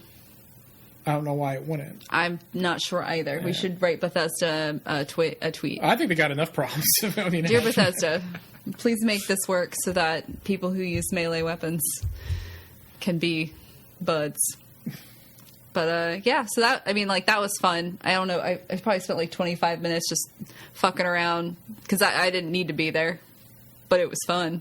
So But you almost played with another person. he friend request. I'm assuming it's a he based on his username, but yeah, he friend requested me. I was like, okay, friend. Haven't been online at the same time since, so that's okay. And that's basically all I've been playing. I finished the story for Gree and learned that no, in fact, you don't go back all over the place. There are things that you should probably explore more when you're playing it through. So I'm going to go back through and actually 100% it. I just haven't done it yet. Nice. But I think that's basically it.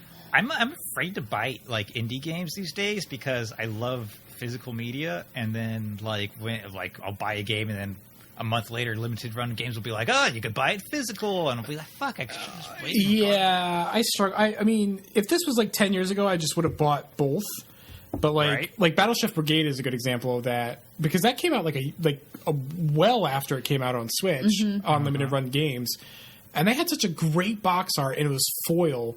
And, like, I don't know if I'm just, like, a child or a crow, but I love foil covers.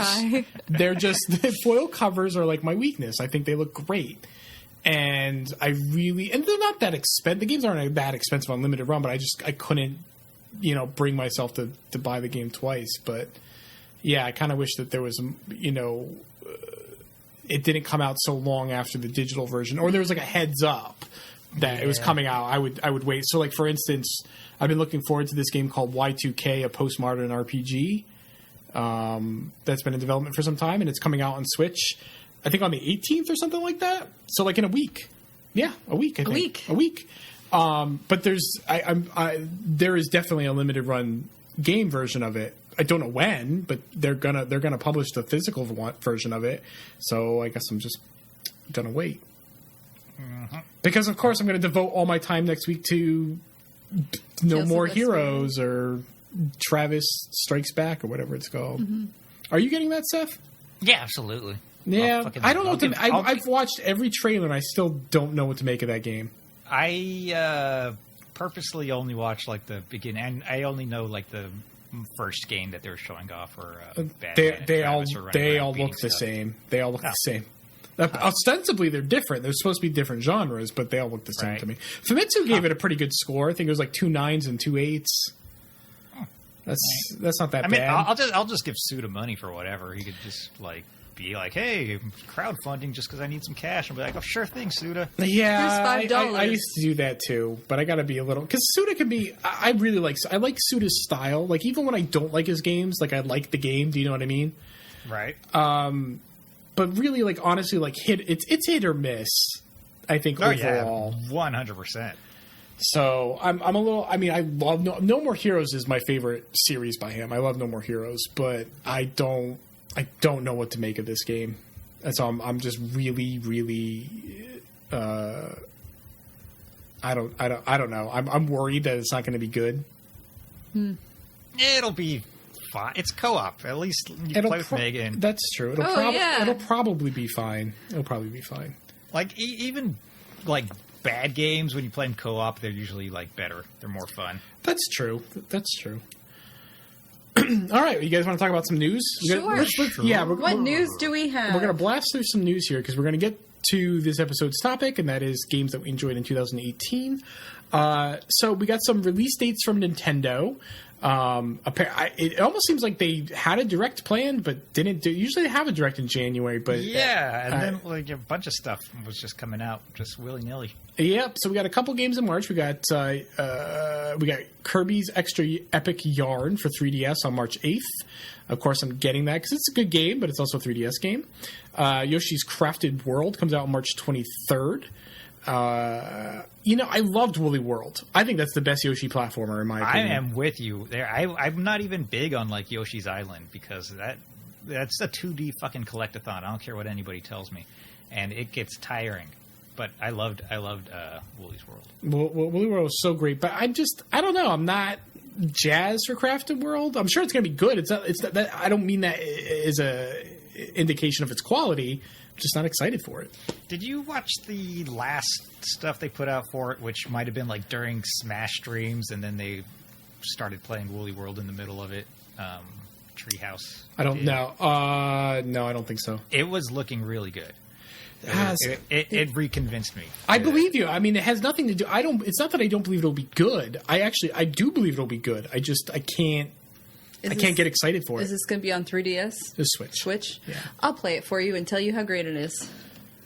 Because I didn't play. I played Woolly World with you that one time, and we almost broke up. So yeah, I was. All right, Craig was talking about that. Yeah, he gets too worked up. I do. No, I do get worked up. That's 100%. Yeah, and I lollygag, I guess, and die a lot. So that part's on you.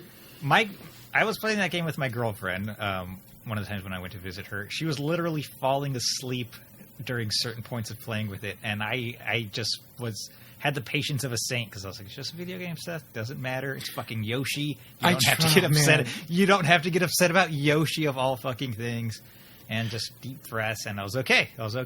Yeah, no, we were in Bounce About Woods, which is like, I don't know, the second level. Yep. And Megan's just like bouncing to her death. I was having fun. The problem with those good feel games, and I think Kirby's Epic Yarn also falls into this, that the characters have collision detection with each other. Mm-hmm. And then sometimes that's fine because you like stack and jump off one another, but it also becomes difficult because then you bump into each other when you're like trying to make jumps. It's completely unintentional. Mm-hmm. Yeah, and you got to be working well coordinated. Yeah, but I think I don't want. You almost have to coordinate on a level of like Rainbow fucking Six. Like I don't want to have to do that when I'm playing a Yoshi platformer. Do you know what I mean? Like I just want to run and jump through it without having to bump into my player 2's asshole each time I'm trying to jump. And that's when you eat the other person and just start doing all the platforms. Well, that's that's true too. But anyway, I mean, Woolly World's fucking fantastic. I played it solo on 3DS and had a great time completely by myself. I'm sure you did. And Crafter World looks good. I can't. I don't know. I have other things that I'm more interested in, and I don't know. I think I mentioned this once, but like one of the first times I was playing video, because my girlfriend loves fucking Animal Crossing. So I had bought her New Leaf on 3DS, and we were playing New Leaf online together, and we were both out at the island together, and there was a super rare beetle on one of the trees, and she just like ran past it and fucking scared it off, and I blew up at her. That sounds like something I would do. Yeah, I got so mad at her, and she's like, "It's just a game, Jesus." And I was like, it took me a day, but I calmed down, and I apologized. It took me a day. It took me a day. It was so, we're playing at night. Here's the important question. More than scaring the beetle, the important question is this. Right. Was she actually running? Was she holding the run button? Yeah. You don't run in Animal Crossing. Yeah, she was. First rule of Animal Crossing, you don't run in Animal Crossing. I'm too impatient to not run. No. Well, you tear up the grass. I will plant new grass. No, you can't. Yeah. You can't. My town's a shit show. That's what I like about it. Animal Crossing is a game that almost like penalizes you from trying to play too fast. It's designed to encourage you to play in a much more relaxing manner. It's zen. It's so good. It's coming to the Switch, so maybe I'll give it another Your town is going to be a barren wasteland. Yeah, sure. Come see my shithole. I did custom textures and did paths around my entire town, so it was fine to run on those paths. Everywhere else, yeah. No, I don't run in Animal Crossing. Yeah. All right, let's get to this. We got some more release dates here, actually. Actually, this month, January 16th, Zelda 2 and Blaster Master are coming out for Nintendo Switch Online for the NES games. There was another game in Japan, too, right? Japan got a third one, but it was a Japanese-only Famicom game. And so Nintendo's solution to that was, A, not release that game here at all, and B, not release a replacement game. You only get two. Tough shit. But if you have a Japanese account, you could just download the. Oh yeah. If you have a Japanese, which is easy to do. That's. You can play with your U.S. account or wherever you're from account. Just right, yeah. Because once it's downloaded to the system, any account can access it. Yep. Zelda 2 and Blaster Master are good additions, but I'm just gonna have to echo something I've said before. I think, I don't feel like NES games have aged well. to me, like, NES is just too old. It's not relevant. It's just this shit's too old, man. Like the N64, there are people that can vote that were born like the same year the N60. They're just as old as the N64. I don't know why Nintendo wants to start over with the NES every single time. Just fucking go to the Super Nintendo, start with N64. Because I guess they probably view it as like, well, this is the beginning, so each time we're going to start at the beginning. But like, I just feel like the beginning should be a moving goalposts, or mix it up, like mix in SNES and N60. Like N64 is old. It is going on 23 years old. That system came out almost 23 fucking years ago. Like that's old. You can put N64 games. That's retro. You can put those in there. It's fine. You know, but just the I don't know. The NES is not enough for me. Sometimes I wonder why I pay for a Nintendo Switch Online, but it's not that expensive, so whatever. But it's just this is not a good solution to the Virtual Console, to like a grab bag of a mix of retro games. I bought those NES controllers for the Switch, and they're just still in their like box. I haven't opened them. Yeah, that's why I didn't buy them, because I knew exactly I would do the same exact fucking thing. They're cool though. They do look cool. We got what else we got? We got a couple of games in April. We have Final Fantasy X and X-2, which I assume is a double pack, because that's what it came out on other systems. Yeah. That's out on Switch on April 16th, and Final Fantasy XII, which is what I'm personally looking forward to, comes out on Switch on April 30th. And then Capcom announced a port of Dragon's Dogma Dark Arisen for Switch, April 23rd. That comes with all the DLC. So, and that's only $30 too. Yeah, this totally looks like it should have been all in a direct. Yeah, this feels like direct stuff. I don't know. I don't know what happened. But I feel like this alone is not enough for a direct. It's missing stuff. So, but this stuff probably should have been in direct. Yeah. Let's see here. PlayStation 4 sales top 91.6 million, that's a lot. It's good. That's a shit ton of systems. It's a good system too. So right on. Good job, guys. People. Sony, you did it. In Destiny news, because we all love Destiny news, Bungie is, I guess, separating from Activision. They get to keep the Destiny IP, and they're self-publishing, and I imagine it's probably because Activision... that was probably not a good relationship, I imagine. I feel like everybody questioned that when it was announced. Well, I mean, Bungie needed resources. There's no doubt about it. I mean, Bungie was basically for... I mean, I don't know what their publishing situation was like pre-Microsoft with like Marathon and stuff. But they came to success under a titan of a publisher. And, you know, the question becomes, can they maintain that level of development alone? I think, you know, the knee-jerk reaction is like, no. Can Bungie just continue to make things Halo 3 caliber without someone like Microsoft or Activision? I'm skeptical they could do that. So people question it, but it makes sense. But Activision probably want to monetize the shit. They did monetize. That game is monetized to hell and back. And Bungie probably wanted more creative freedom, but I'm not so sure. It's almost like them being together didn't benefit each other, but I think them separating isn't going to benefit each other either.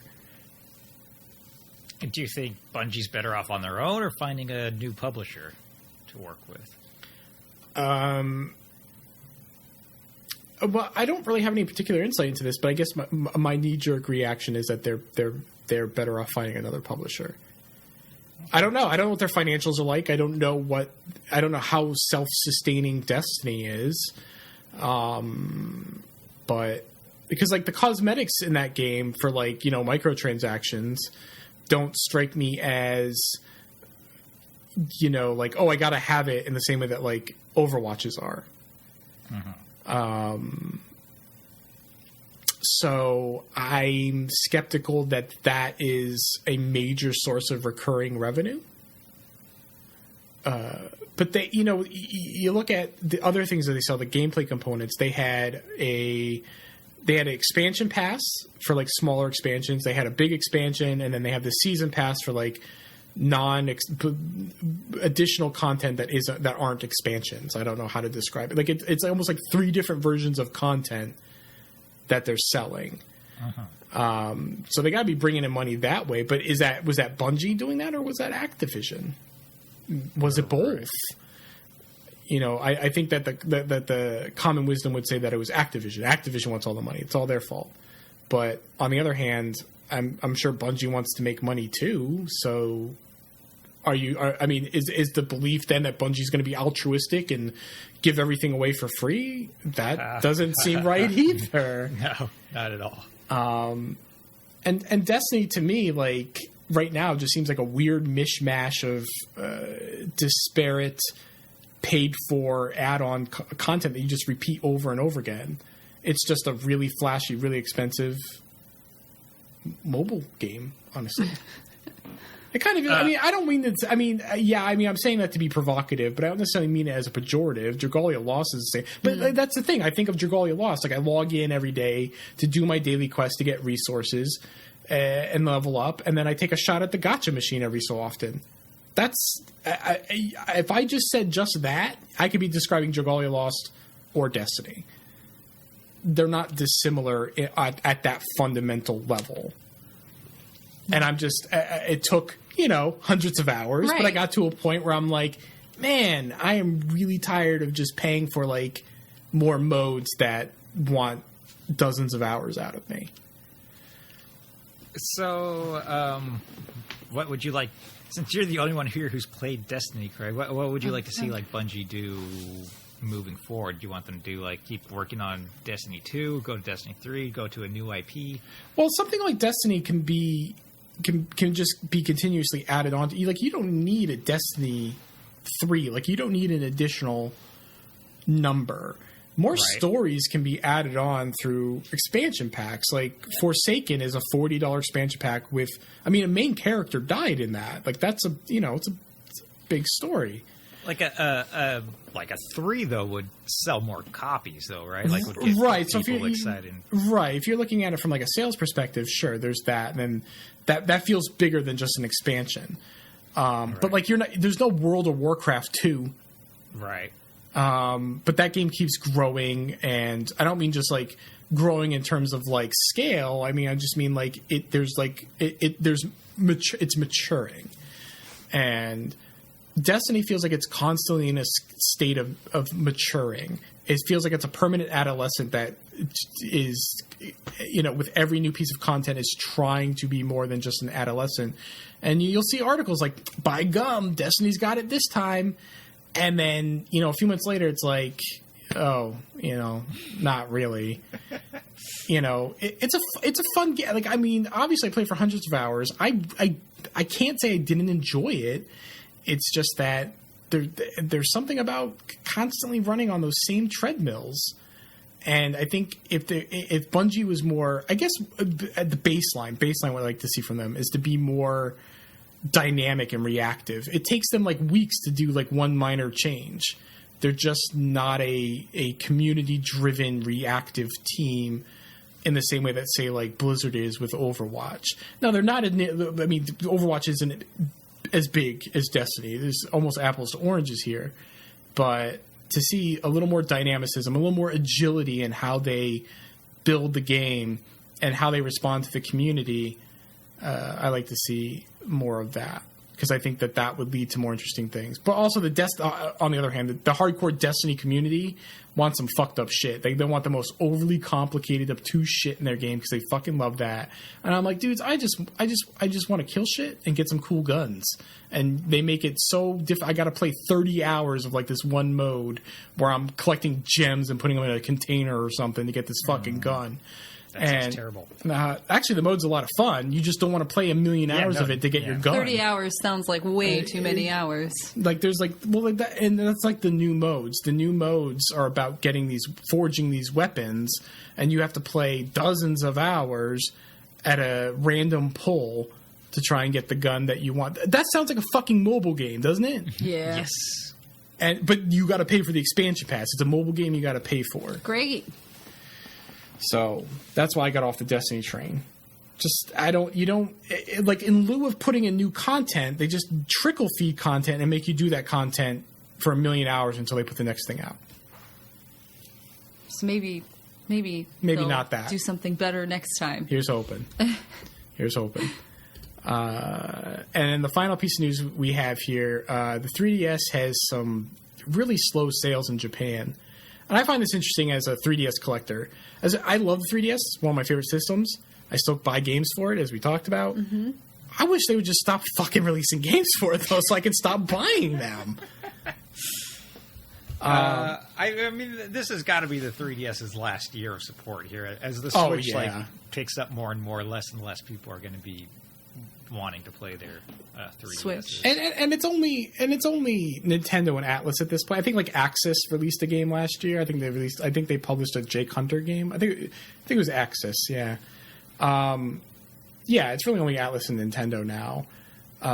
But like according to this from I'm looking at an article from Nintendo Life, but they're citing Famitsu, Mario and Luigi Bowser's Inside Story plus Bowser Jr.'s Journey sold less than 10,000 copies in its opening week. And they compare that against Mario and Luigi Paper Jam, which sold almost 50,000 copies in the same period. And that's during the holidays too. That's during Luigi's Mansion sold 82.5 thousand copies in 2 months, and that's like with that's almost like with a hype train. Like there was maybe that's not maybe a hype Vespa scooter, right? So like you had Luigi in the Smash Brothers trailer with his vacuum cleaner. Luigi's Mansion 3 is on the way. And it sells 82,000 copies. So folks weren't really feeling it. But and on launch day, it says here the game potentially only sold about 20% of its initial shipment. Yikes! And sales tracker Dengeki had predicted sales at 45% of that. So 45% of its initial launch instead of 20, so it sold less than half. The writing's on the wall. I mean, everyone else knew this. I mean, it's not like hypothetically the 3DS can't be a companion to the Switch for people who make less money or smaller children or whatever. Like, that's possible. But, like, hypothetically, the Ouya could have been a system for people with less money and people with small children. That's not the way it works. People who have no money and people who are children still want to play the same systems that everyone else are, and it's not the 3DS and it's not the Ouya. Right. So, hypotheticals don't work here. Plus, the Switch has Fortnite. Plus, the Switch has Fortnite, and all the children's and poor people love that. They love Fortnite, those children. Yeah. Writing's on the wall. But it's a great system. It had a great run. Rip in peace. Still 3DS. going to get plenty of use from people who have them who, I still occasionally play mine. I'm looking at maybe actually playing something on it as well. Yeah, I have tons of games I want to play on it, but I'm just like, eh. Yeah, I'm the same way. There are tons of games that like I want to spend more time with, but it's also hard to go back to. It's not that graphically crappy, but like going back and forth between, all my handheld, all my screens look better than the 3DS. So it's like I'm looking at an iPad, I'm looking at my phone, I'm looking at my Switch, even my Vita, and then looking at that. What is that, like 240p or something? Like just going. Hell yeah, bro!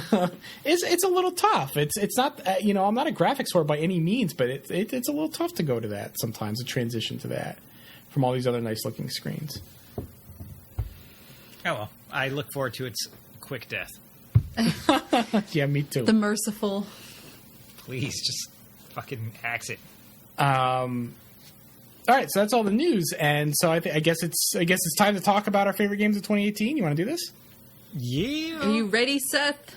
Let me open my right tab. Okay, I'm ready now. All right. Woo! So I think what I'm going to do is I'm going to go through my list first. We can just go through our lists Okay. as a whole. Yeah. So for me, I got a couple of smaller things. I got WarioWare Gold, which I realized I never talked about in the podcast, but I did actually play. And this was the first WarioWare game that I really sunk some time into. I have DIY and I have Twisted, but those felt like gimmicky WarioWare games. And I'm like, oh, these gimmicks are fun. I really didn't like play them as like WarioWare games. I played them as gimmicky games that were also WarioWare games. You take that back about Twisted, because that's the best WarioWare game. I swear to God. I think we've been over and over on this podcast that gimmick is not a bad thing. And I didn't mean it as a bad thing. I didn't mean it as a bad thing. But it is a gimmick. It is a gimmicky game. Fine, it's a gimmicky game. Okay. Touched is a gimmicky game that's terrible. I think I own Touched, but I don't think I've played it. But it sucks. It's a dual screen game, so of course I buy a million of those and don't play them. One day. One day. We'll get there. When I retire, when I'm a million years old. And 240p looks even worse by then. But that is a great game. Yonder, the Cloudcatcher Chronicles on Switch. And the truth is Yonder is actually a very middling game. Like, as far as like a game goes, its gameplay systems are not great. It has like a quest system, and they're very basic. They're very fetch questy. And there's also sort of like a building system in there for like farming. But it's just completely underutilized. Like all the pieces for like, I mean, the systems are in place. The developers put together a system where like you can build and place things, but just really didn't go anywhere with it. So like as a game, to play a game and get somewhere, Yonder's not great. I wouldn't recommend it in that way. But Yonder, you're shipwrecked on this island, and it's a very big island. And it's sort of like what you're saying about Fallout 76, where it's just it's fun to explore. It's fun to find these fun and interesting places. They're fun to look at with your eyeballs. So as a tourist, I loved Yonder. I thought it was a great game to just explore. I took a ton of photos. Yeah, I think I remember you playing. I was posting so many photos of that. And I think just as like a tourist with a camera, I really enjoyed Yonder. Let's see here. Dragalia Lost, of course. I mean, I've talked at length about Dragalia Lost, but as like a mobile game, I really like it. It has like actual active gameplay. You move around, you attack things, you have skills. There's multiplayer. There's things to upgrade and manage. You know, it feels like a simplified game because you're playing it on a tiny little shingle of glass, but it feels like a complete experience, and I haven't had to pay a dime for it. It doesn't feel like it's trying to wring me for money, and I like that. Pokemon Let's Go Eevee. I really enjoyed that. Maybe even more than I thought. I thought that just really, I don't know. It was like nostalgic and comforting, like a warm soup, and like easygoing. Yes.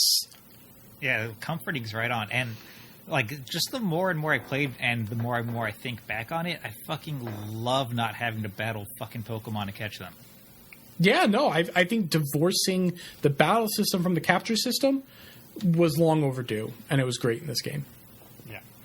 I mean, for like a mainline Pokemon game, maybe doing something a little more robust with the capturing system. I'm not sure what, but not battling them. I don't think that's necessary. And seeing them on the overworld before you actually trigger the battles. That needs to stay. That fucking needs to stay. Yeah. No more random Pokemon, please. For sure. I might actually play this one and enjoy Pokemon. Yeah, no, it was very good.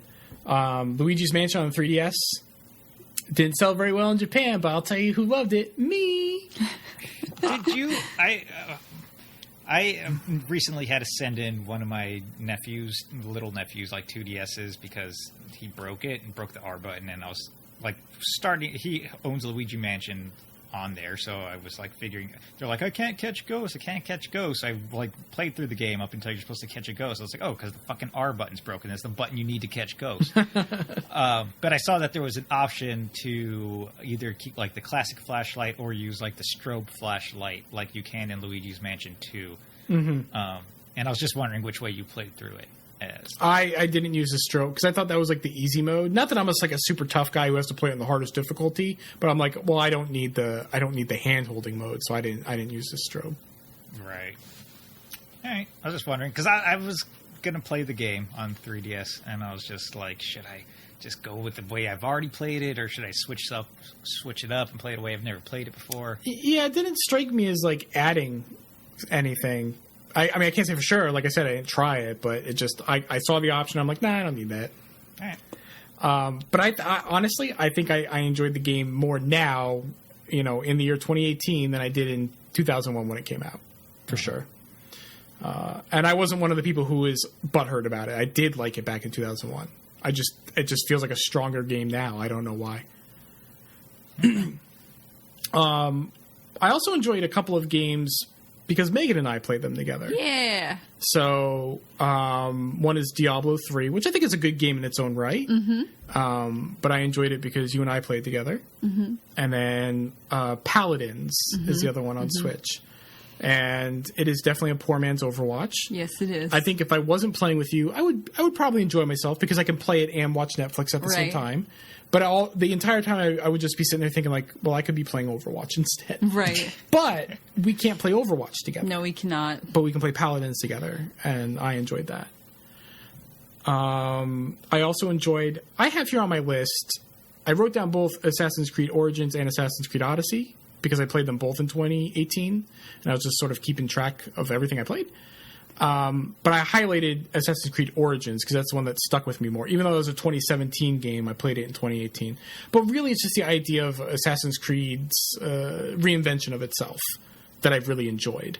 And I think coming from me and people who know me, the person who often uses Assassin's Creed as like a poster boy of like what not to do with a video game series, saying like, yeah, this was a game that I really enjoyed in 2018 should say something. They did a good job. Yeah, I can't stress this enough. If you're listening to this podcast and you never really cared for Assassin's Creed, it's worth looking into now. I do strongly recommend that. Ni no Kuni 2, Revenant Kingdom, which... I feel like you're just trying to put games on here that you played, Craig. I did play these games. But there's stuff on here that's not highlighted, like Iconoclast is not highlighted. But so Ni no Kuni 2. So Ni no Kuni 2, I think, is a good game. I think it's unequivocally a good game. I think that's its problem, though, is that it's just good. Because all the pieces are there. It has every ingredient that you would ever want from a JRPG for, like, an excellent, classic, rich JRPG. It has a real-time battle system with lively characters. It has an overworld map that you can explore. It's not just like a point-and-click menu or whatever, or just like little paths that you run down. It's a big open world. It has side quests. It has, boss battle monster bounties that you can take. It has a recruiting mechanic because it also has a kingdom-building mechanic. It has a separate battle system for strategy battles for your kingdom. It has, I'm pretty sure there's a cooking system or some sort of crafting. I can't remember. There are a lot of things happening here, but they're all just sort of pretty good. Mm-hmm. They don't, no aspect rises to the level of like, oh, here, this is a standout. And I know that's weird to say that that's a problem, but it's almost like you have to play the game to understand why it's a problem. It just feels like all these systems should have had, I don't know, maybe another 6 months of development, of good development time or something to really just be where they should be. They all just end up as pretty good. But the reason why I picked Ni no Kuni 2 is because it was like really the first game that I could dig into when I hurt my neck. Because when I hurt my neck, you think like, oh, you're laying in bed, you can do stuff. But the thing is, the pain was too great for me to actually concentrate on anything other than the entire run of Roseanne on Amazon Prime Video. So I couldn't read, I couldn't play games, but when I could start doing that stuff and have that kind of concentration, I was playing Ni no Kuni 2 because it's not a very demanding game. It's a very easygoing, breezy game. I couldn't play Overwatch in that state. Not with the way you tense up. Not the way I tense up when I play, no, right. That's probably what fucking caused your injury. At least partially. It probably could have contributed to it, for sure, yeah. That's true. So Ni no Kuni 2 kind of like reminds me that sometimes the games that you enjoy aren't intrinsic. It's not because the game itself it's good. It might be like external factors that influence that enjoyment, and that's true for me in Ni no Kuni 2. Super Smash Bros. Ultimate, already talked about it on the show, but I love that it's it's a multiplayer centric game, but there's enough single player stuff there for me to check in every day and feel satisfied with that, which I love. Moonlighter, another one for all the reasons that I talked about earlier on the show. And I'm going through my list here haphazardly, but I think Celeste is the last one. And Celeste is just an excellent platformer with brilliant music. Chris wanted us to let everybody know that was his game of the year. He did, yeah. From Beyond the Grave, he contacted us in a seance. Use it a Ouija board? With a Waluigi board. Yeah! Whoa! And he let us know that Celeste was his game of the year. And it's a good pick. It's a great game. I don't have a game of the year here. I mean, I like some of these games more than others, but there's nothing really here that was like, oh, hell yeah, for me. So, and no, Seth, that is not every game that I played this year. I don't seem that way when I'm picking things like Yonder in Luigi's Mansion. That's what I mean. No, because I mean, for instance, I got on here Monster Hunter World, Lost Sphere, Hyrule Warriors, Donkey Kong Tropical Freeze, Shadow of the Tomb Raider, Sushi Striker, Into the Breach, Dead Cells, Iconoclast, Xenoblade 2, Hollow Knight. Like, I have games on this list. They just, they weren't my favorite games. That's fine. Okay. All right. I threw my list away and only kept the keepers, so I can't brag like that. Megan goes next. Oh, do I? Yep. Okay, well, no one will be surprised by most of the things on this list. Castle Cats. Castle Cats I've been playing, so I don't feel like it counts. Because I don't play nearly as many games as everybody else does, because I sink a billion hours into the same game. So and fan fiction. Yep, and I've started reading more romance novels, so I'm trying to split my time between all the things. So obviously, Fallout 76 is one of my favorite games of the year. Even for all the bitching and moaning, it still scratches that itch for me for Fallout stuff. So A+, Bethesda, even with your broken fucking shit. Falling through floors into nowhere. You fell into that weird basement. Yeah, I fell into a basement on accident because there was like a dip in the floor. It wasn't a real basement. It was some weird like foundation or something. And like I just I just kept jumping, and eventually it just let me out. And I was like, good, I don't have to quit out of here. Or I probably could have fast traveled, but I had a quest. I didn't want to have to like walk all the way back. Real fast. Sure. I fell through floors in 2 different games in 2018. 2018 released games, I fell through 2 different floors. It's just the year of just dropping through floors. I think so. Just like, well, enjoy that. I have Pokemon Snap on here because Craig and I played it together. Was that your first time playing That was my first time ever playing Pokemon Snap. How did you like it? I loved it. It was really fun. Did you go to Blockbuster and print out your pictures? God, I wish we could.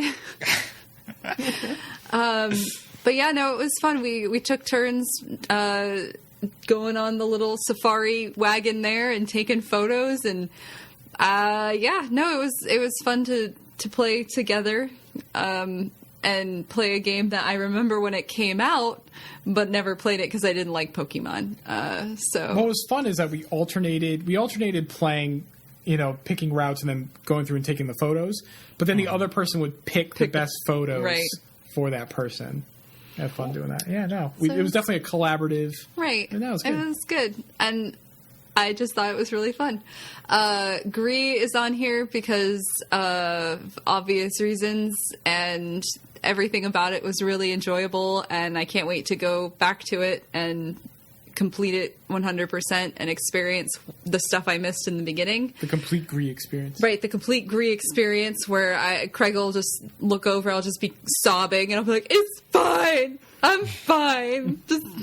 There was this sound, and it was a sound, and it was sad. It was a sad. There was a sound, and I was it hit womp womp? possibly. There's a lot of like tones in the game. Yeah, there's a lot of tones. There's a lot of like there's bells, like these big hanging bells that if you jump near them, there'll be a bell sound, and I just thought that was fun. And at one point there's this little block doodad that starts following you around in like the green level once you've recovered green, and you have to feed him apples. And so you have to jump on the tops of trees and turn into your heavy block shape to knock the apples down, and then he eats them. And once you fed him enough apples, I'm making it a boy one, but I didn't ask. And you're assuming this block's gender. I'm assuming this block's gender. I'm sorry. So, but then like they're your friend, and there's a whole nother like aspect of the gameplay after you fed I don't know. I thought it was really cute and fun and very enjoyable, and everything about that game was really good. I have Crossing Souls, because even though I haven't gone back since the last time we talked about it to try and do that hover thing with the bullets and I might just give up. Yeah, the shmup. But all my experiences before that were really wonderful. I really liked the story that I got so far. I loved the puzzling. I loved how I had to look stuff up because it was just too hard, but I still felt smart when I finished them. And just, yes, it was very enjoyable for me, that chunk of the game. I think I'm probably I'm chapter 6 or something, so I don't know how many chapters there are, but I might be like halfway through. I just pulled up pictures of the Crossing Souls cast, and it looks like the Burger King Kids Club. Yeah. Mm-hmm. It does. Whenever people talk about extreme tangent, but whenever people talk about like forced diversity, like on those SJWs are forcing forced diversity on us, I always think back to the Burger King Kids Club, because that was the most forced diversity. This one speaks Spanish, and that one's in a wheelchair, and that one's really smart. That one's a girl. This one likes just sports. By virtue of being a girl. and then there's Kidvid, who's just extremely online before the internet even existed. I have Pan Pan, which came out before 2018, but I played it in 2018. It is a very short puzzle game. Have you played this, Seth? No, I don't even know. Oh, okay. Well, in case folks hadn't caught on, I like a puzzle game. So I went through the eShop and basically wish listed all of the puzzle games that looked remotely interesting, and Pan Pan is colorful and it's cute and it has a good soundtrack from what I actually listened to, and the puzzles are very clever, and it was only a 4 or 5 hour game, and most of that was me like backtracking because I'd missed something. So I'm sure if you pay better attention, it won't take as long. It's sort of like an adventure game, right? Kind of puzzles, right? Yeah. I think this was Circle Entertainment's second game on the Switch after Kamiko. I think Circle Entertainment published this, and they did Kamiko. They've done a bunch of stuff, but. You like crash your ship and it falls apart, so you're trying to rebuild your ship and power it up and get. It's Toe Jam and Earl 1. Sure. But actually good. Oh my god! I can't even bring up Toe Jam and Earl without. Let's see. I have Picross S because I love Picross, and there was. They didn't really add as much as I've played it. They haven't really added a lot to it, but the one thing they took away is they stopped having a time requirement for completion, which is great because I would play Picross on the 3DS and Craig and I would be watching a show or something, and I would just get distracted by the show and look down, and I definitely had failed because I forgot I was playing Picross. And now this one I can just like let the clock run out because the only person I'm playing against is myself, and I don't care. So that made it a lot more enjoyable. And Seth would argue that's why you don't play handheld games while you watch TV. You're kind of right, Seth. There are definitely things where I can't like do both at the same time. Picross S is definitely something you can do at the same time. Did you play Picross 3D on the original DS? No. Where it's like it's like cubes. It's cubes. It's Picross but cubes. It's so have that? good. I actually do not own any of the Picross games on DS.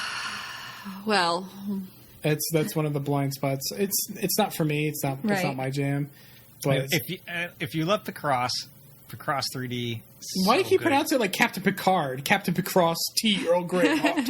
you chisel away at the blocks. He's like, I'm not answering that question. It's make 3D. I'm ignoring you, Craig. Okay, well that sounds like something I would probably enjoy. It's great. I also had Paladins on here. I didn't put Diablo 3 because I wasn't sure if, like, since I'd played it with you before on the PS4, it counted. But we did play a lot of it. We played it for about 20 minutes. We're like, fuck this same because we couldn't read. Yeah, and that sucked playing. That's true. Okay, well, I really enjoyed being able to play shitty Overwatch on the Switch with Craig. And be a tree and hurl axes and whatever else those characters do. Weird characters. Even though it was kind of clunky and weird and the controls weren't great. They're all just like Chinese knockoff characters. And I'm just like blind, so it's really hard. Like the screen size just doesn't feel big enough for what's happening in general. I want a big screen so I can see more stuff. But it was fun to play together. And Diablo was a lot of fun. I enjoyed being your big, brutish, barbarian partner. So that was... Yeah, that's an asterisk on how we play Switch. We have two separate Switches, and we play handheld mode next to each other. Yeah, we don't... But that's a nice... I mean, if you're willing to drop the money on a second Switch, I mean, that's a nice way to play... because trying to play like the same screen on like a PS4 or something, we did try to do that with Diablo 3 years ago. It was impossible. It was impossible. It fucking sucked. Well, because you couldn't go in different directions because the screen didn't split. And like it does in Toe Jam and Earl 1 when you split up in two different directions. Exactly. Except you need to find someone who actually wants to play that piece of shit with you. I'd play with you, Seth. I've never played it. It's fun. Okay, I believe you. Craig's dumb. But that's basically it. Like the list of games I played this year is probably like slightly more than that because I still was on like the Stardew Valley and I keep going back to that and Battle Chef Brigade and all of those things. But you got your mainstays. I got my mainstays, which is sink 5 hours a day into Fallout 76 and pretend nothing else exists. And Overwatch. Even me, it's sad. Our marriage needs help. Is this like a cry for help presented as a joke like I do, or are you serious? I'll talk. Please. I'll do talking. All right. I'm going to start with like, I guess my least to favorite games. Okay. So we're going to start with Spider-Man. Yay! Which was like, the more I think back on it, like it just doesn't do anything like super exceptional. It's just a very competent Spider-Man game. It's like there's not, I don't have any complaints about it, but there's nothing that really amazed me about it either. It's the Ni no Kuni 2 of Spider-Man games. It's the Ni no Kuni 2 of Spider-Man games. Yeah, it's really fun. I like, one of my favorite parts, like thinking back on it, are the bases where you get to like really let Spider-Man's abilities loose with like sneaking and wrapping people up and sticking them to walls with gadgets as they walk past, and trying to keep combos going as you beat them up and flinging rockets back at them. So the bases were really fun. I wouldn't mind them expanding on that a bit. And the story's the story's really good, but I don't judge video games just on their stories unless they're specifically like story games. But no, it's a very, very fun, competent game, but nothing exciting that I could talk about. Speaking of story games, I played Life is Strange for the first time this year. Oh, nice. The first, not the second one, right? The first one, yep. Yeah.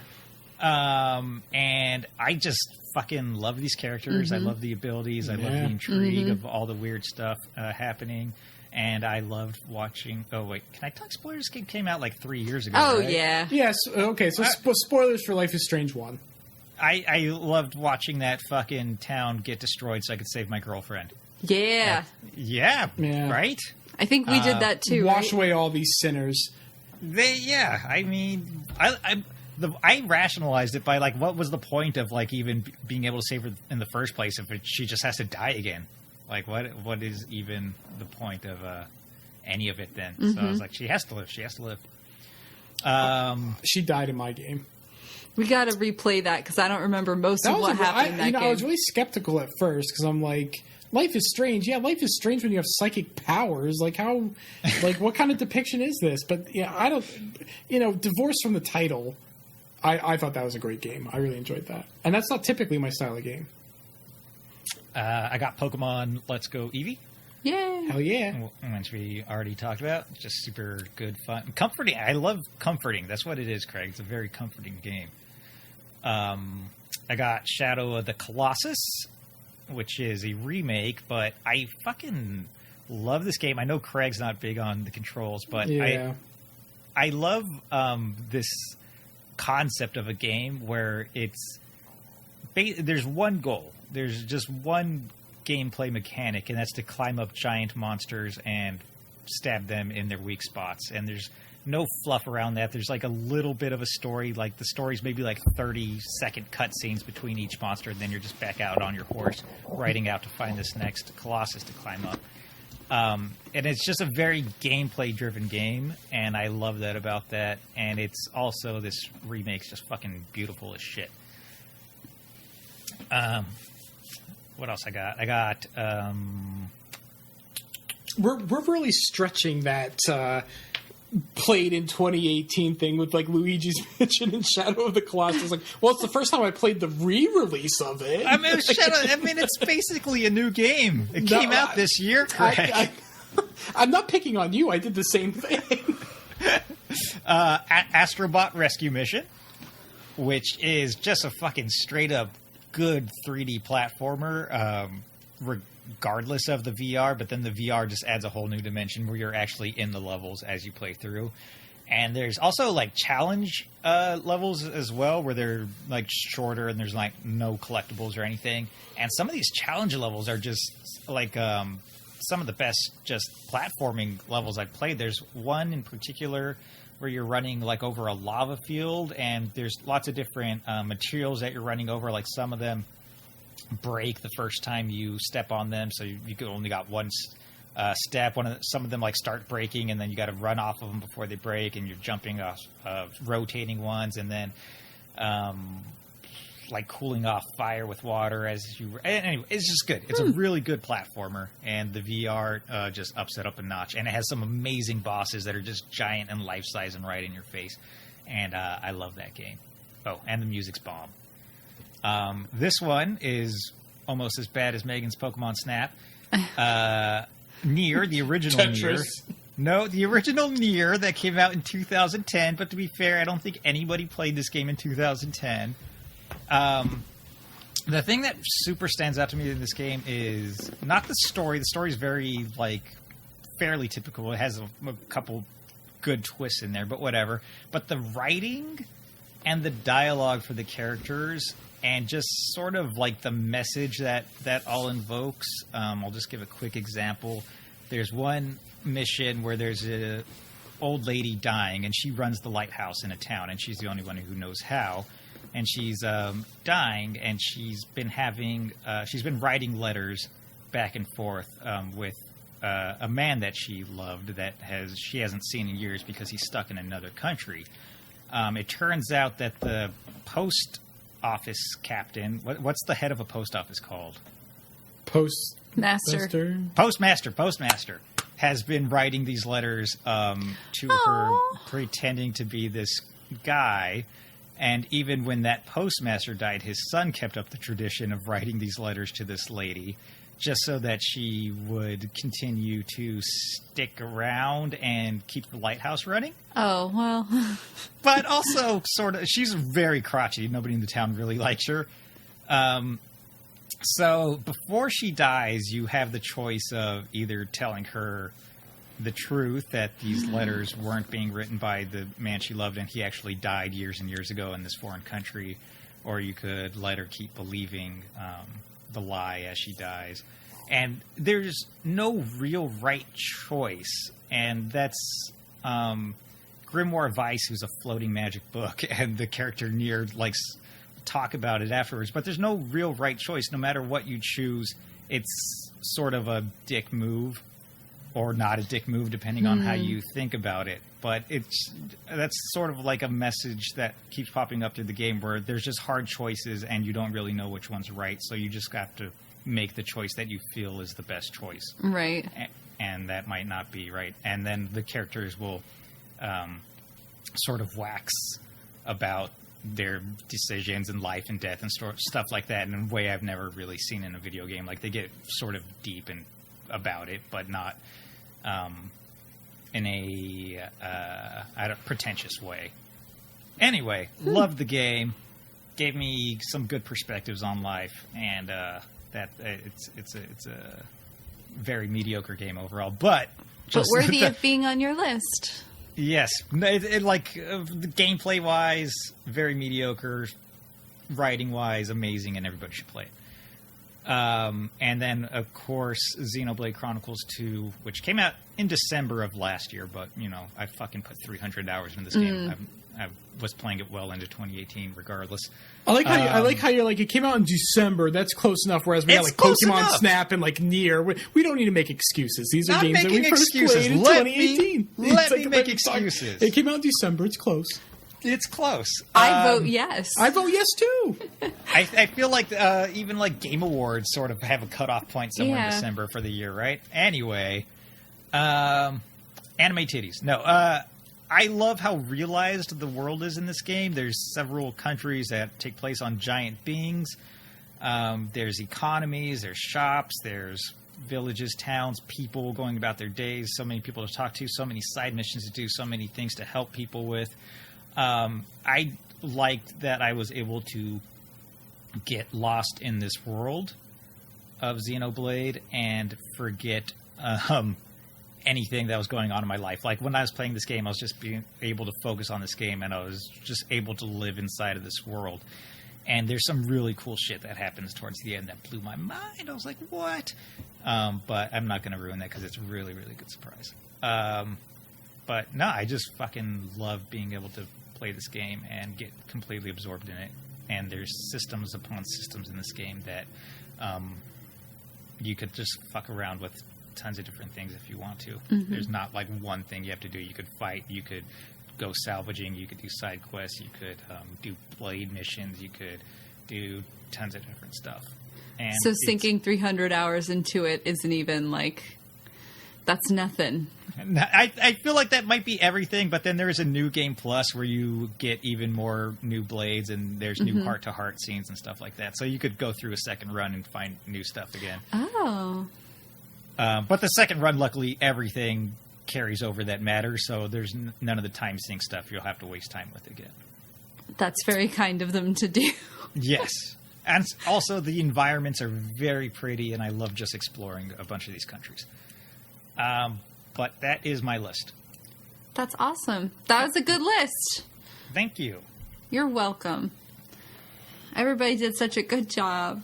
And if we didn't make it clear at the top of the list, I think we mentioned it last episode, but the list for the listener's sake, the list that we did were games that we first played in 2018, not necessarily exclusively 2018 releases, because that seemed too confining. My list would have 2 items on it, probably 3. Yeah. But even just in general, even for people like me or Seth who play a ton of games, right? Just sometimes you don't get to a game right when it comes out, and it may not necessarily impact you until later, and it's still worth talking about. Right. I think when it comes to video games, it's like if you don't talk about it in like the first 3 weeks, it's like it's like old news. Mm-hmm.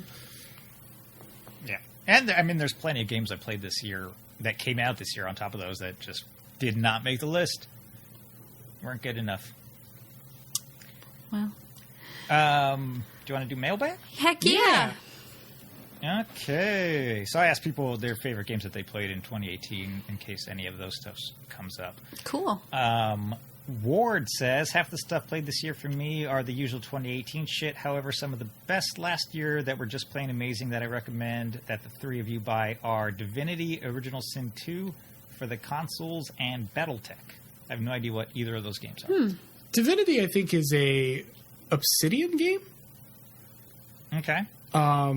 Not one of my favorite developers, but I don't know. I've heard good things about Divinity. I No, will Divinity Google. maybe is Divinity. No, I'm thinking of Pillars of Eternity. I don't know what Divinity is for. I don't know what Divinity is. I don't know. How about BattleTech? You know BattleTech? No. All right, we don't know any. They of sound this like very shit. PC heavy games. Those strike me as very BattleTech is a wargaming and military science fiction franchise. PC gaming. Sounds like PC gaming. I mean, okay. Okay, well, I just Googled it and went to the Wikipedia page. So, for the video game, go to the video game page. Ha ha ha. Okay, turn-based strategy video game. Windows and iOS X. Oh, okay. Or OS X. Well, that might be why we haven't played it. We never play PC games. How are you recommending us PC games? Well, he did say that Divinity on console. He did mention that there were console versions. Okay, that's fine then. Yeah, I'm sorry. yeah. I'm sorry for that outburst. Divinity Original Sin 2. Oh, if I just type Divinity, it wants to give me a definition. We're looking this up on the fly here. Okay. This is real time. This is real time. Ludowave Radio. Okay, I'm filling dead air right now by describing to you what we're is a doing. role-playing video game.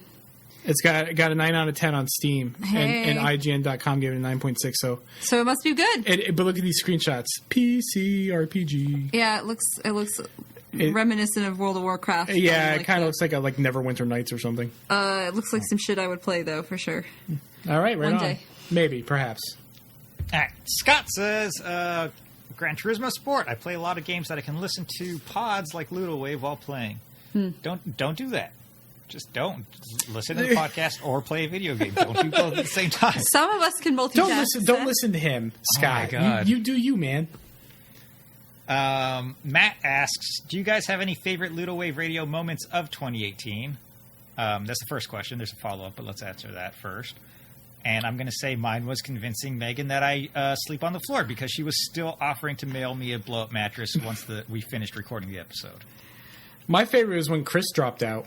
Oh, that's not nice at all. God! That's not even true. It's not even true. I miss Chris, actually. But that's... We're just trying to do jokes for the podcast. I was Chris is going to hear this one day. I was putting on a show for all our fans. Yeah. You're not that much of a curmudgeon. No, I know. I like Chris. I miss Chris. No, I don't have a. Sometimes I forget that. Like, I don't forget, but sometimes I do forget that this is a show. Like, we have notes. Mm-hmm. There's post production. There's promoting it on social media. But like in the thick of doing it, I forget that it's like a show. It just feels like we're hanging out talking. I think that's the value of the show, is that it's very casual and very conversational, sometimes to the detriment of the fact that it is, in fact, a show. But we have to remind ourselves, like, our listeners don't understand the context of what we're talking about right now. Get a move on.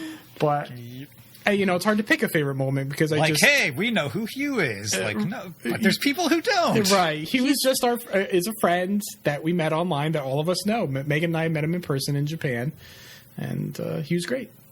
That's all. That's who Hugh is. There's nothing deeper than that. He's an NPC in the podcast. He's a podcast NPC. He'll be a side character on the Ludowave fan wiki. Right. My favorite moment, the thing I thought of the second you read that was me thinking that you needed a mattress. So That's both of your favorite moments. Yep, my favorite part was getting tricked. Hooray. And he follows up with, you hope to improve the podcast in any way in 2019. Always. Is that like a subtle hint, or? Well, right. You always improve, right? Well, I always think about, I listen to other shows and I think maybe we should emulate them to be more, I don't know, professional or more accessible. But then we never end up doing that. So I just feel like it's more about what we're comfortable with, and this is what we do. Yeah, there's nothing that you can do to make me more professional. That's not going to work for me. Right. We had ideas, we had guest hosts that we thought we could have, but the way we record now with Audacity, that makes it a hassle for people wanting to join in. And then we had I wanted to do quiz segments, which I sort of did with Chris. That was fun. I quizzed him on Zelda out of the blue. I sprung that on him. That was one of my favorite moments actually of 2018 as well. Do you listen to the Nintendo Power podcast? I don't listen to anything. Okay. So the Nintendo Power Podcast has quizzes. They have a quiz segment, and it's like this game came out 5 years ago, and this game came out 10 years ago, and this game came out 20 years ago, and they give the host will give hints about the game, and half the time people don't get it. I'm like, well, you work at Nintendo, you dumb fucks. And I know everything. I have not been stumped once on these quizzes, and these people who work at Nintendo who don't deserve that position, Craig, don't know what the game is. Wow. push your spectacles up your nose, honey. You should put in a application for this podcast. I should put in my resume to the Nintendo Treehouse saying I know all the answers to Nintendo. And they'll be like, okay, how old are you, son?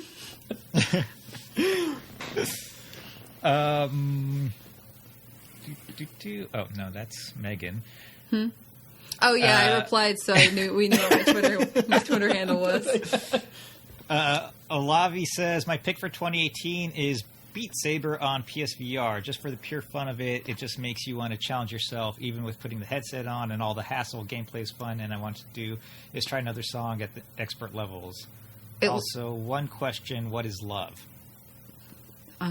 Baby, don't hurt me. Yeah, that's probably where he's going with that. Yeah. Excellent. I love Night at the Roxbury. I love that song. Beat Saber looks awesome. I want to play that. Yeah, I want VR only for because we love a rhythm game, so I would love to play and Astrobot and Resident Evil. There's a few games I would play. Yeah, there's some things I would play. How? First of all, Megan's already afraid that Resident Evil 6 is going to be scary. How's she going to play Resident Evil 7 in VR? I have no idea. Is that the one? Because I saw a video of somebody playing it, and there's scary white people with farm tools. Is that? Yes, white people and their farm tools. Was that the Terrace House one? Were you watching that video? Them playing in VR? I think so. Shion and Tsubasa. Is that what it was? I think they were playing Resident Evil. Yeah. I don't know. Yeah, well, I see a lot of things online and don't actually pay attention to what's happening. So there's scary hick people in Resident Evil. Yes, yes. Yep, that's the one. Was there any other? No, I was talking about Beat Saber. All right. Looks fun though. It does. I'm gonna get that. DM Slider says, one of my unexpected favorites last year was Florence. Are there any games that come to mind that blew you away when you had little to no expectations going in? I don't know about being... I would have to... Yeah, I kind of wish I looked at the questions beforehand so I could think about this. Yeah. But I can't think... I mean, I'm sure there have been games where I was just, blown away. That's definitely happened, but I can't think of anything off the top of my head. That you weren't expecting? And not this... Right, and I don't think... Last year, I don't think anything like that happened in 2018, but I think in general that's probably happened. Nier kept blowing me away with different stuff it did. That's a game for me. Megan? Yeah, no, I got nothing. Sorry. All right, that's fine. I read all the descriptions and watch all the stuff of whatever I'm going to buy first, so I have a pretty good idea of what I have expectations. So. Sebastian says Tetris Effect is one of his favorites from 2018. With all the direction video games are going, VR is probably the only that has me excited. Which is it's a hassle. It's still a hassle though. It's it's exciting. It's an exciting hassle. I don't know. I'm skeptical that VR is a direction that games are going to go in. It almost feels like a brief wandering tangent. It feels somewhat limited with the amount of stuff you could do with it right now. Anyways, just in the setups that we have. Yeah, that can change in the future. If it turned into because we saw Ready Player One, which was kind of a trash fire, but if it turned into where it was a whole body experience, I feel all right. That you got your treadmill, you got your weird chair, that's cool, but it wouldn't look like Ready Player One. I know, but I'm just saying it would look like a shitty version of Second Life. Who doesn't love shitty Second Life? Oh, isn't Paris Hilton doing something like that, but for party experiences rather than video games? Yeah, she's a DJ. Paris Hilton's a DJ, so I think she's doing DJ stuff in VR. There's this cool documentary on Netflix about social media and its effect on influencers and their lives and sort of getting a glimpse of who they are as people. And Paris Hilton was on there, and yeah. Should we go back to Ready Player One for a second? Yeah, sure. I watched that on the airplane because on an airplane. Oh, it's 'cause I was 100% an airplane movie. Yeah, I was like, this is a movie I'm never going to watch except on an airplane. God damn, that movie's terrible. Yes. Yeah.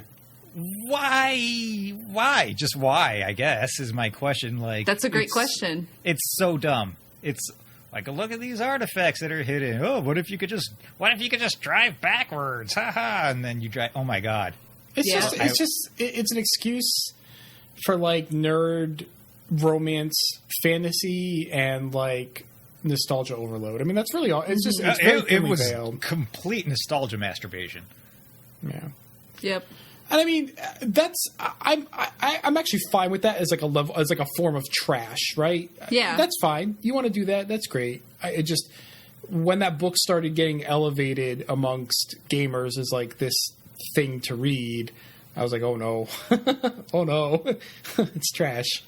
Yeah, I remember reading pages, like people would post like very ridiculous pages. Yeah. Before the movie came out, and it was terrible. And then I saw the movie, and it was still terrible. Yep, that about sums up that experience. Yeah, Steven Spielberg just sometimes I don't know why he wants to get attached with some of these movies. What else we got? One of my favorite. This is from Rusty. One of my favorite games I played in 2018 was Dark Cloud. 18 years after release, I still found it to be an absolute treat, even if I recognize its age. That said, any games you find folks return to long after its release, but still found it refreshing and a joy to play. Sure. Yes, the answer is yes, Rusty. Yeah. Yes. Go on, Seth. There are games that we have not played in a long time, and we're still. Hey, how about Craig with Luigi's Mansion? I wonder though if because it's not clear from what Rusty said there. I wonder if this is his first time playing it. Right. I mean, maybe he's suggesting, is this the first time you've played a game and it's old, but it still feels good? I think that happens sometimes. But he says returned to, right? Oh, fair. Okay, yeah, fair point. My mistake. Yeah. I don't know. Yeah, that does happen. Luigi's Mansion is a good example of that, and it's I don't know, only a little bit younger than Dark Cloud. It doesn't happen as often though. Particularly during my YouTube days, I got pegged as a quote unquote retro gamer, and I guess if that's just someone who owns and plays a lot of retro games, sure. And I sometimes appreciate retro aesthetics in terms of like, their simplicity, like finding maximum gameplay and simple controls and simple systems. But a lot of retro games are pieces of shit. That's a lot. Even ones that are generally well regarded are actually bad. So sometimes returning to that stuff is not great. How about you, Seth? Games I don't know. I can't think right now. I can't think on the fly. But it does happen. Yeah, we got a SNES Classic, and I used to play Donkey Kong Country all the time, and hadn't played it in a lot of years. And then we got this SNES Classic, and I turned on the Donkey Kong, and I was having a great time. I kept dying, but that's part of the fun. So I really enjoyed that. Like, that experience made me feel sort of warm and fuzzy because, like, childhood memories and also just the game itself is fun. So. I love the original Donkey Kong Country. Mm-hmm. I can't do Donkey Kong Country 2, and I think me and Craig have gotten into fights over like which is the better. Just real fist fights over it. Yeah, like there was blood. 2 is the best one, but he continues to be wrong. Not. It's really not. 3 is probably better than 2. He goes on to say, where's the hang up button on Skype? Let me it's the space bar. We learned this earlier. Yeah. Oh, is it really? Oh, okay. Yeah. P.S. It's been so great to hear Megan on the podcast. It's awesome seeing Craig so happy, and she makes a great addition to the podcast while Doug is training Pork Chop for the Dog Olympics. Thank you. Megan gets a lot of praise. She gets more praise than the 3 white guys combined. Probably because I am not the 3 of you, and folks are less. Oh, I'm not complaining. I think you're fantastic. Me. Thanks. I assume as much. Speaking of Megan, Charlie says, "Hey, Hi, Megan." Charlie. Hey, Charlie. Hey, Megan, love your cheeriness on the pod. Charlie's been with us since, like, the beginning, yeah? Yeah, Charlie was one of the earlier friends I made on YouTube. Yeah, she's awesome. I'm surprised that she's stuck with us. All right. She does put up with a lot. This is true. Hey, Megan, love your cheeriness on the podcast. Anyway, have you read the Southern Vampire Mysteries / True Blood novels? Your interest in... Sorry, go ahead. Nope, finish Your interest in romance novels made me think you might like them. Sexy times plus interesting lead characters. Yes. Yeah, you've read them? I've read all. As far as I know, I've read all of them multiple times. When Craig and I were coming back from Japan, I borrowed them from the online library and reread them on the plane ride, and for I think a couple months afterwards. And I watched True Blood until it got to a point where I was like, "This isn't like the books anymore," and gave up. I like how there are plain movies, there are plain books. Oh, these are for every occasion. I read the novelization of Star Wars: The Force Unleashed on a plane. I didn't play the game. I read the book on a plane. The plane awesome. just, it's easier to read trash on the plane. And Yes. the Southern Vampire novels aren't really trash, but they're certainly like sort of trashy. They're great. I really love them. Adjacent. They're trash adjacent. They're definitely like more developed modern romance with supernatural stuff. Here's the real question: How much fan fiction have you read of this series? I didn't need to read any fan fiction. It's already fan fiction level on its own. Yes. It's packed into the books themselves. Yes, between the television show and the books, I did not need to read any fan fiction. Awesome. Yeah, they're great. Last question. Ilya says, "What do you think about the 1-Up arcades, and are they worth $2.99?" These are, what are they? Arcade 1-Up, I think, is the. They're those right like half-size arcade cabinets. They look like arcade cabinets, but they're They're- slightly shorter. They're 3/4 size, and they have like anywhere from 2 to 4 different games built into them. Yeah. Actually, I watched a video of them too. You build them yourself, like IKEA furniture. Yeah, they come in a box. Yeah, my boss actually bought one and had it shipped to the office, and I helped him put them in the back of his car. Wait, your boss? Like Yeah. your current boss? Yeah. Huh. Yeah. Wait, which package did he go for? Do you know which arcade games are on there? Shoot. Even if you just know the main one that's on the. I think it might have had Rampage in it.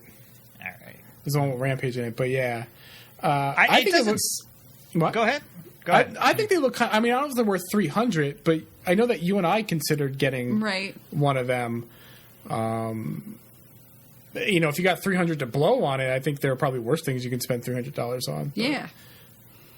If there's a way to hook a MAME machine up to it, like you could just throw a cheap PC with running MAME on there and hook it up to the monitor, I think that would be an awesome deal because you get your cabinet that you could build. Yeah, because you do build it, so you do have access to the inside. I wonder if you could do that. I'm sure someone's already tried. I'm sure you could probably Google MAME and 1-Up arcade. I'm sure something comes up. The Rampage one comes with 3 sticks too. Does that one also have Gauntlet? Wasn't there one of them that also has... Yeah, it's Rampage, Gauntlet, Joust, and Defender. Yeah, I think that's the one we considered getting because I like Defender. Gauntlet's fun. Mm-hmm. Joust is okay, and I can leave. Rampage doesn't do anything for me though. Yeah, if you could MAME them though, I think you'd have to get like the Street Fighter one just so it has enough buttons for the different games. Oh, that's a good point. Yeah. But no, if you have money for them, they seem Right, it'd be fun. fine. Yeah. And if you could mod them, then yes. Then yes, It'd be a much more affordable arcade cabinet than, some... the alternatives. Right. Yep. That's it for mailbag. Cool. Thanks, everybody. You could look for further mailbags on our Twitter at Ludowave Radio, and I post them a few days before we record. Which is usually on a Friday, which is like every other Friday, typically. Yeah, so I usually post them I've been trying to post them on Wednesdays. You've been doing a pretty good job. Good job, Seth. Yay, Seth. Yay. All right, so does anyone have anything like to add to this episode? Happy New Year, because I think it's a new year. Oh, yeah, it's been a long... Yeah, Happy New Year. We could have talked about our resolutions if we'd wanted to, but too late. Next episode, maybe. I did. I was like, oh, it's episode 29, 2019. Haha. You did, yeah. You did a clever little word pun on Twitter. I think. I also called everyone a motherfucker, and that's easily the most replies that I've gotten to a mailbag. Yeah, Good. maybe you should be more aggressive on Twitter. They were all very friendly replies. Everyone too. responds well like, to hey, aggression. motherfuckers! Hi, Seth. Yeah, Hey, right. Seth. All right. It's very aggressive. All right. Well, I want to thank everyone for listening. You can find us, of course, on SoundCloud, soundcloud.com/Ludowave Radio. You can subscribe. You can stream. You can download if you don't use a podcast player. You can also leave comments or something if that's up your alley, I guess. You can also subscribe to us in Apple Podcasts, Google Play, Stitcher, wherever you find your podcasts. Please review us. I keep begging for reviews. Nobody reviews us. I still haven't done it. Please, my wife hasn't done it, but please just be better than my wife. That's all Feels I'm weird asking. to review now. I was the first review. Oh, okay, all right. Well, I don't care. One Whatever. star. He was Seth, harsh on us. If I can, harsh but fair. So please review us. You can find us on Twitter, as Seth said, at Ludowave Radio, but also on Facebook. That trash fire that your grandparents use, we're also on Ludowave Radio on there. Our theme song is composed exclusively for us by Morning Moon and Mercury. You can find more of his stuff and name your own price at morningmoonandmercury.bandcamp.com. You can find me, Craig, on Twitter and Instagram. I am at TV and Lust on both. Seth, where can people find you? I'm on Twitter at Seth Castellum. And Megan? I'm I'm on Instagram at Desperately Seeking Salsa, and I found out what my Twitter handle is. Seth, what's my Twitter handle? Oh my god, like Megan Moosey or something? I don't Cool. even know anymore. Hold on. I have it. Just kill time. Just I one think second, it's like scrolling down. Moosey Moose or Yeah, it's something like Moosey that. Moose. Moosey At Moose. Moosey All Moose. right. Yeah, I check Twitter like once a month, so at me. And we're out. Thanks for adopting me, guys. Of course. Go to bed, son.